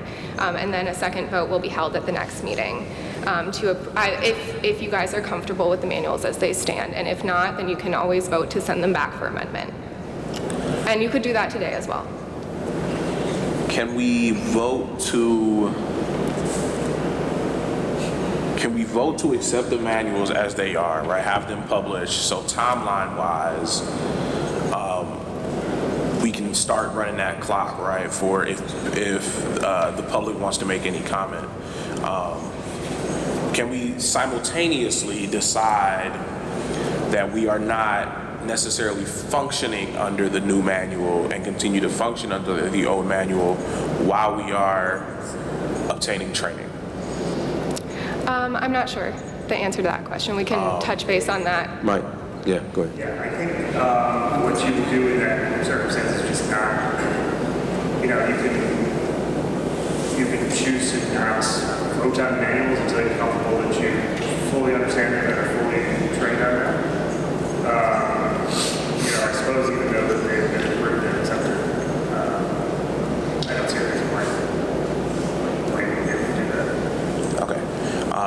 And then if we, for whatever reason, decided that there was something in the manuals as they currently exist, when we discuss these manuals in executive session, if we somehow decide, hey, there's something that needs to be in here before we could even begin to operate under this, if we decided that that was the case, right, and we made some sort of red line change, we would then have to send those manuals back through all of the other channels again, right? So we would have to send them back through court or back through the monitoring team. DOJ, who will then file it with the court. And they will file it with the court.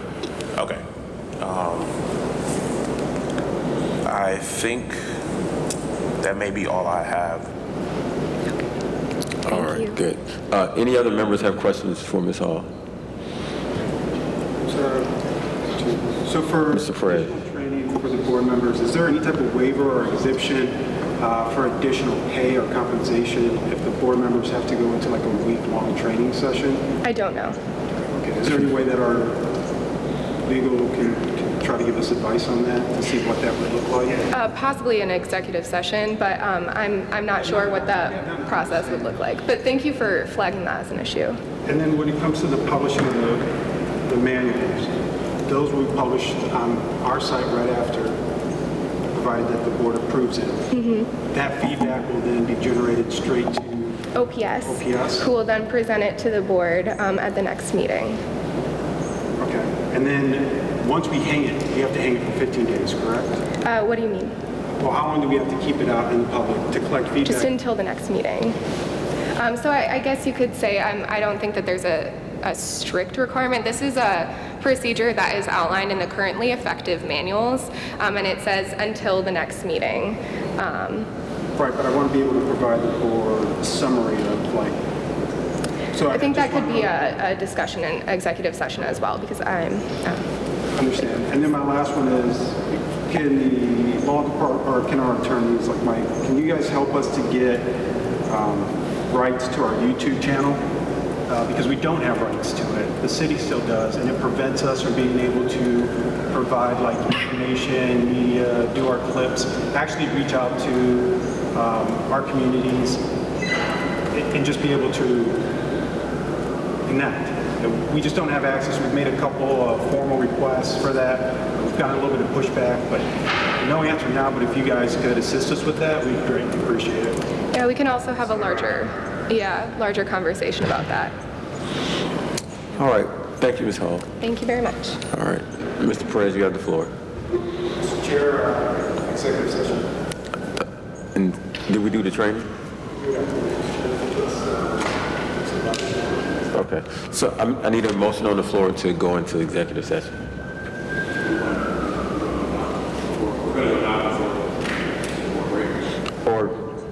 Yeah, let's take a break. Let's take a break, then we'll come back and... Should be.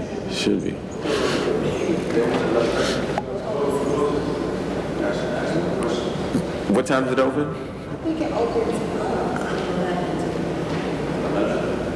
I could be wrong, though. Okay. This is the legal question.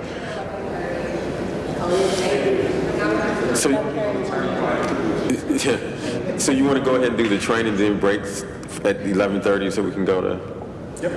You want to do that? Okay, go ahead. Mr. Chair, we are going to present training for the officer, EJ.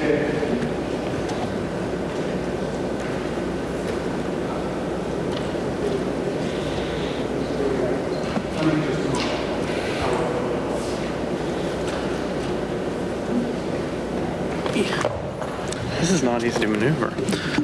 Can I ask, does everyone have a copy of this handout? No. You sure? It'll be easier to follow along. Thank you so much.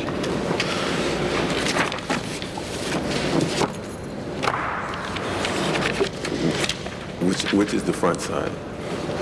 Sorry, what? What's the front side? The front side is going to be the one that has the introduction. So the front has the LGBTQ plus inclusion in the top right corner, if you're following along with me. I apologize, this takes the place of a PowerPoint presentation. Good? All right, thank you all. Hello, my name is Alon Pavlinich. I am the Community Engagement Officer for the Office of Professional Standards. My pronouns are he, him, his. Sharing your pronouns is one way to be a little more inclusive. We're going to talk about that strategy in a moment. By means of introduction, I have over a decade of experience teaching gender, sexuality, and anti-racism at the college level. My paperback is now available. This general workshop invites broader conversations regarding gender equity by demonstrating the relevance for more thoughtful, inclusive communications with diverse audiences. By recognizing the immediate interactions with gender in our common phrases and colloquialisms, we are more prepared for the complexities of systemic oppression that operate at broader institutional and cultural levels. The words that we use matter. Every email you send, every tweet that you post is an expression of your credibility and your professional comportment. That's why the Office of Professional Standards, in a lot of our social media engagement and our community outreach, we are working to be more inclusive, more sensitive to the people and communities with whom we are communicating. The ways that we use language influences both our thoughts and our assumptions, as well as the world around us. And so I wanted us to go through a brief exercise just to think critically about some of the common phrases and terms that we come into contact with more regularly. So if you look at those top two yellow boxes, I'd like to take a look at these sentences, these examples. Does this language represent a critical, conscientious speaker? We have number one, the men's competition starts at 7 and the ladies take the ice at 9. And in number 2, Hillary's campaign accelerates, McCain withdraws from presidential race. Now, by means of example, I don't want to put anyone on the spot, so I'll walk through these, especially because for the second example, we're in an election year, so let's all just stay away from that. In number 1, this is unparalleled, right? And I'm sure you've encountered this before where people are comfortable saying men, but why not women? Sometimes you might hear people refer to men and then females, right? This is not parallel diction for the grammar nerds in the audience. Number 2, it's less formal, right? There's a sense of familiarity in using Hillary's first name, but is using one of her opponent's last names, and it denotes less respect, right? Women are taken less seriously sometimes in our cultural context. They're represented as more rhetorically passive. If you look at the second box, we have our founding fathers carved this nation out of the wilderness. This is problematic. It represents men as the only nation builders. This is androcentric. That's a term that means men are the center, the focus of a lot of the language, the diction that we use, our cultural representations, and even the ways that we think about things. In the second example, the Academy now admits women and other minorities. Women are not minorities, so lumping them all into the same group is very reductive of our identity politics. There's no precision here, right? And so I bring these to your attention because, first of all, you've just observed real-world examples. These are taken from real headlines, real social media, real professional emails and publications. And I think it's important because a lot of these things maybe fly under our radar, escape our attention because we become so accustomed to it. It's in our culture, we're drowning in it, and so we don't even recognize when these things happen around us. So it's important that we grapple with the nuances of identities and the ways in which they are encoded in language, because our language betrays a lot about the way that we think. So looking at that in the second row on the first page, when used uncritically, language encodes assumed norms and preferences regarding race, gender, ability, sexual orientation, experience, age. These are implicit biases. So again, we all have to grapple with these prevalent, socially constructed norms that tend to privilege certain standpoints. Right? So usually our culture privileges one particular perspective. You probably already have an idea in mind. So if these haven't resonated with you, if you haven't felt particularly offended, or this doesn't seem to apply to you, I would encourage you to exercise a little bit of empathy and think about the ways in which maybe these aren't challenging to you because they don't affect you personally on a daily basis, and that's why it's probably important to take some of this stuff seriously. Because too often our culture only privileges usually straight, white, cisgender men who already have wealth and power. And that leaves a whole lot of people out of the picture. And as public servants, we are called on to think a little more critically about the ways we support all the people of Cleveland. So, this straight, white, cisgender male perspective is often framed as objective or normal, scientific. And that in and of itself is problematic because that is another means of privileging one point of view without thinking about the social structures that have basically implicated that or built that perspective up. So, even the most well-intentioned, conscientious person is informed by these assumptions. Again, it's the culture that we're drowning in. It's all around us, and so we learn to take it for granted. But being mindful of diverse audiences demonstrates a higher ethical, professional standard. We've witnessed the Me Too movement, the rise of Black Lives Matter, and so being more inclusive in our daily practices is a matter of both social justice and professionalism, fulfilling our obligations to the people of Cleveland. Therefore, we ought to be more precise with our language.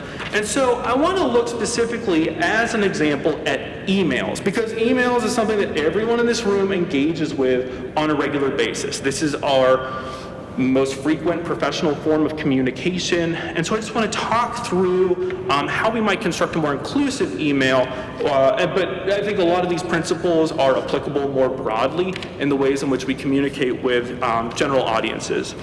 So in the second purple box labeled greeting, I'm skipping over a whole lot of stuff that goes into an email, so I'm happy to talk to you more about generating to and from fields. Again, I was an English professor, probably way too long. But jumping to the greeting, this is the dear so-and-so, right? These are referred to as honorifics, the titles that are used to express status and respect, such as Ms., Doctor, Professor, whatever the case may be. Now, I want to start here because according to a recent study in the Journal of Women's Health, women are more likely to be addressed by their first name, and their credentials are more likely to be entirely neglected. So rather than referring to Dr. Lemon, people will often just jump to Mrs. Lemon, something like that, right?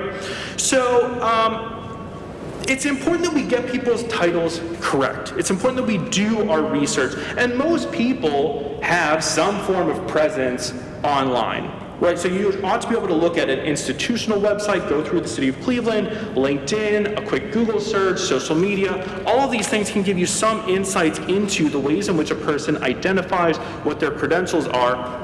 And it's always better to show more respect and use a more formal title that demonstrates that you are aware of this person and their credentials. So you would never email Mayor Bibb by his first name when you're making a request in the form of something that looks more like a text message, right? Probably not likely to garner much favor and get fulfillment of your request.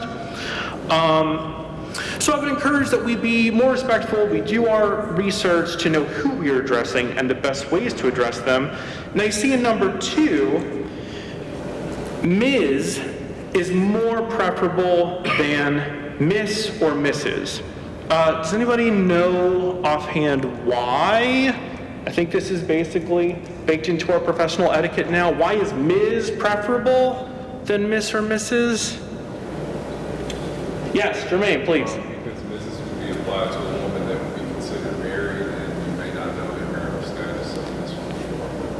Yeah, so the English language is a fascinating thing. It has a way of encoding the history and evolution of our culture, the ways that we think about things. Mr., pretty ambiguous. Mrs. has a way of showing a woman's relationship status and whether or not she's available. That's deeply misogynistic. So when we don't know someone's relationship status and they haven't shared that with you, the best thing to do is to divert to Ms. That is the professional standard. And hopefully you can see and hear the difference. It's Ms. MS period. And the last example here, when you do that research online, when you know how someone identifies and you learn, here I'm speaking with someone who is non-binary, right? They don't identify as a man, they don't identify as a woman. These are restrictive gender categories, and they are far more complicated than that. We want to be respectful of this. We use the honorific MX period, and it is pronounced mix. It's a way of addressing someone formally without lumping them into an overly reductive gender category. As far as the content, so here I give you some advice. When addressing broad general audiences, gender-neutral language is preferable because it's more inclusive. You're inviting a more diverse audience into the conversation and demonstrating your personal commitment to inclusion. Now, I give you a couple of examples here. Gender neutral terms are more preferable because it doesn't perpetuate that same old outdated thinking that restricts certain professions and positions to a specific gender, right? So rather than saying congressman, chairman, policeman, right? This implication that these are authoritative titles that are really only available to men, we can say congressperson, business person, or police officer. This is the gender neutral, more applicable, more relevant way to speak to a broader audience. And you'll notice I give you a couple of examples here. These are pulled from Lehigh University. Most institutions of higher education and professional context are leaning towards more gender-inclusive language. So rather than saying things like the freshman experience, they're saying first-year experience. Instead of saying chairman, they're saying chair, just a sort of general category. And so you can see here some real-world examples of the ways in which our professional etiquette is changing with the expectations.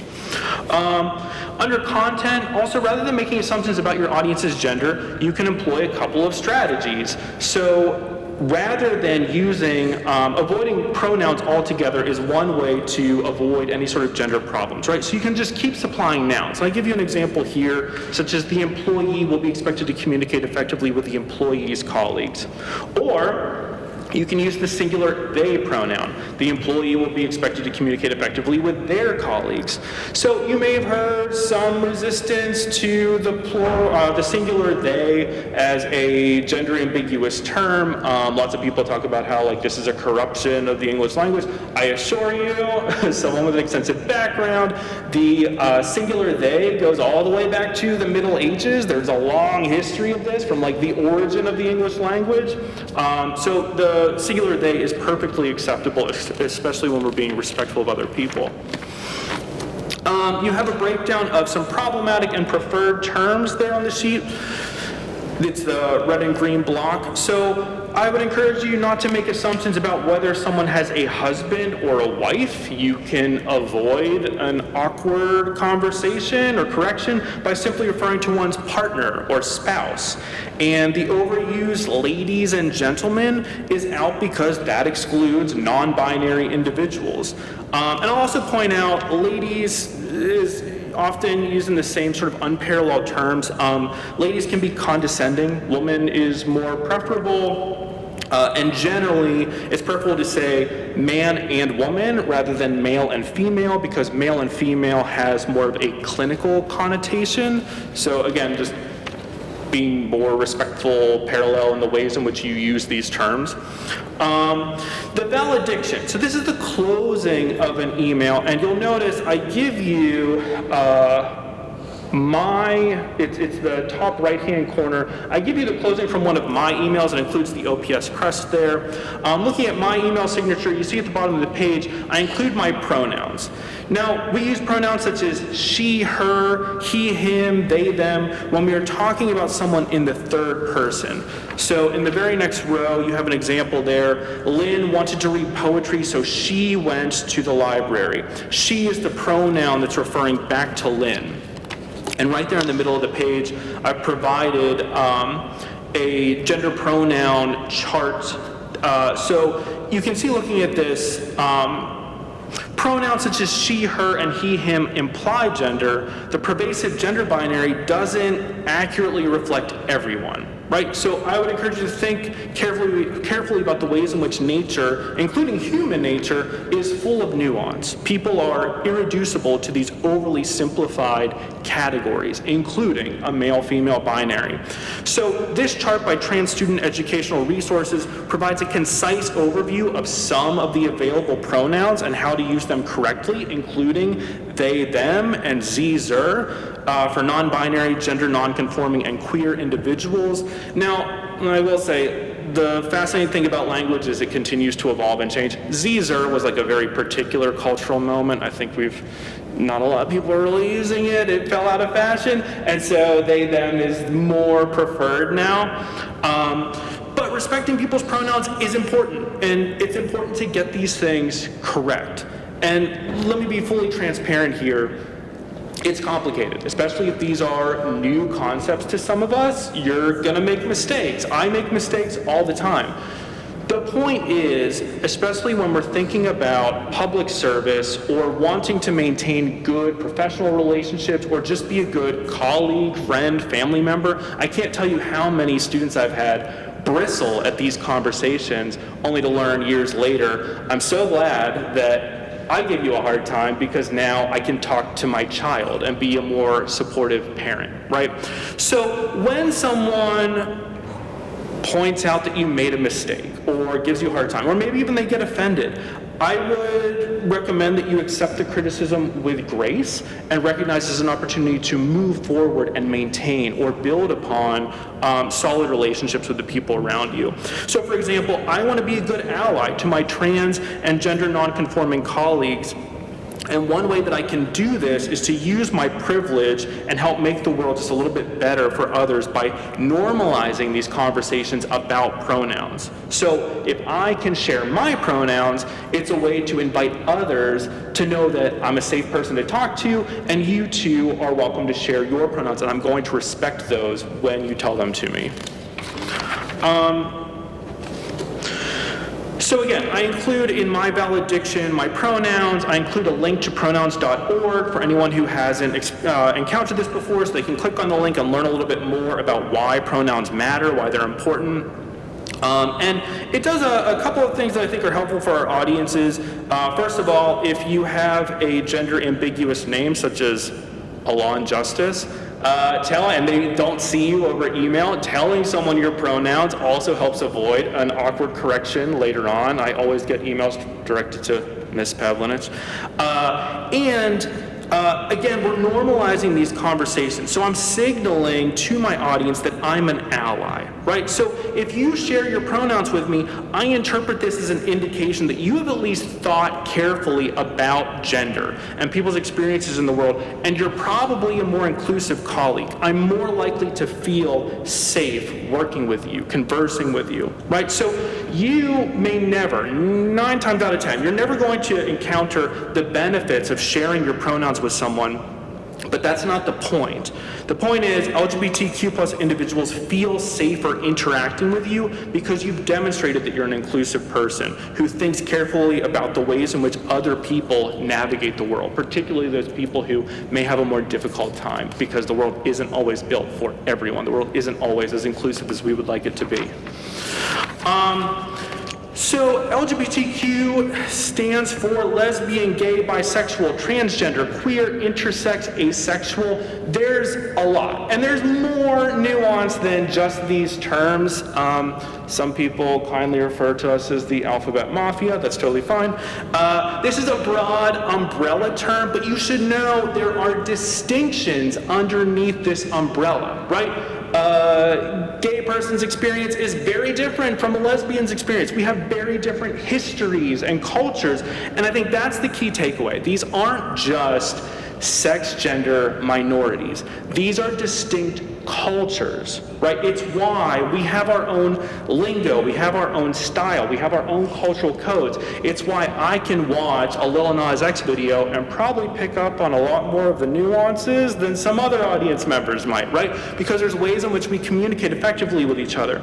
So I understand language is complicated and it continues to change and it can be difficult to grapple with, but I would ask that we all think very carefully and critically about the ways in which we employ our own language, right? I mean, how many people have said themselves or heard someone say, "That's so gay," right? And gay probably meant that was unpleasant or stupid, didn't really like that very much. That is an insult to an entire culture, right? And that is a flag to the people around you that you might not be all that inclusive. So these are the kind of signals that we send to those around us that I would like to raise our consciousness about. And so the final thing I want to consider, you have the gender unicorn there in the very bottom corner. This again is linked online. You can play with all of those sliders. It's a digital resource to look at the ways in which gender identity, gender expression, physical attraction, emotional attraction are all things that can vary from person to person, right? And they can change for the same person over time or from context to context. So again, nature is infinitely complex. We rely too often on binaries. binaries meaning things like male, female, right? Night and day. And in many ways, this is efficient. It's an easy way for us to have quick and easy conversations, to move things along so that we're all on the same page. And so binaries can be a nice, simplified, efficient way to communicate with those around us. But what about all of the nuance? What about dusk? What about twilight? What about sunset? I would say the same thing applies to the human condition. Not everyone is easily reducible to an overly simplified gender binary. And when we oversimplify the human condition, it betrays a sense of intellectual laziness as well, without being able to appreciate the nuances of other people's experience. So, gender and sexuality exist along independent spectrums. Human nature, specifically Western cultures, have attempted to limit nature to a strict sex-gender binary that some people just don't conform neatly to. Sexualities and genders are far more diverse than two basic options, and these two can change over time. Okay, so I threw a lot at you. I'll also just briefly mention these are some best practices for now. The rules can change based on context, and language and customs evolve over time. I think we're seeing things are changing very, very quickly. And so it's important to, I think, it's hard for everyone to keep up. I think thanks to Jessica, I just learned all kinds of new terminology, such as how to up my Riz in the office. You're a valuable asset, Jessica, thank you. So language is something that changes very quickly, and the only way that we can be respectful is to be mindful and open to these conversations. Does anyone have any questions or comments for me at this time? And you're also welcome to email me at any time. My card is out on the table. I'm happy to have more of these conversations one-on-one if you're not comfortable. All right, thank you.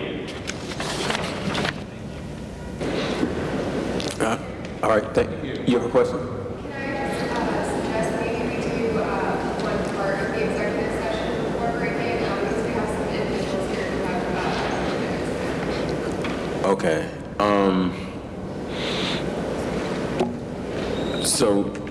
So we want a motion on the floor to go into executive session. Just to let everybody know, once we go into executive session, everybody has to clear the room. I guess we can do this first part here. Just have the room cleared. And whoever makes the motion needs to state who they want to stay in the room. No, I can't. I'm the chair, I can't. Motion for executive session for personnel, employment, and discipline matters, with the caveat of inviting the law department members to remain. Say it again. And the director of human resources, in addition to law department members. And the administrator, I think, for this first part. Okay. I thought it was just a law department, so what do you, Chair, what's the intention? Okay, without the administrator for the first part then. All right, is there a second? Ms. Hardy, second. All in favor say aye. Any opposed? Any abstentions? That motion carries. So we are in executive session. I'm asking everybody else to clear the room. Having that we came out of executive session, does a member want to put a motion on the floor in regards to the approval of the manuals? Posting of the manuals. Sorry, posting of the manuals, not approval. So does anybody want to put a motion on the floor in regarding the posting of the manuals? I make a motion that we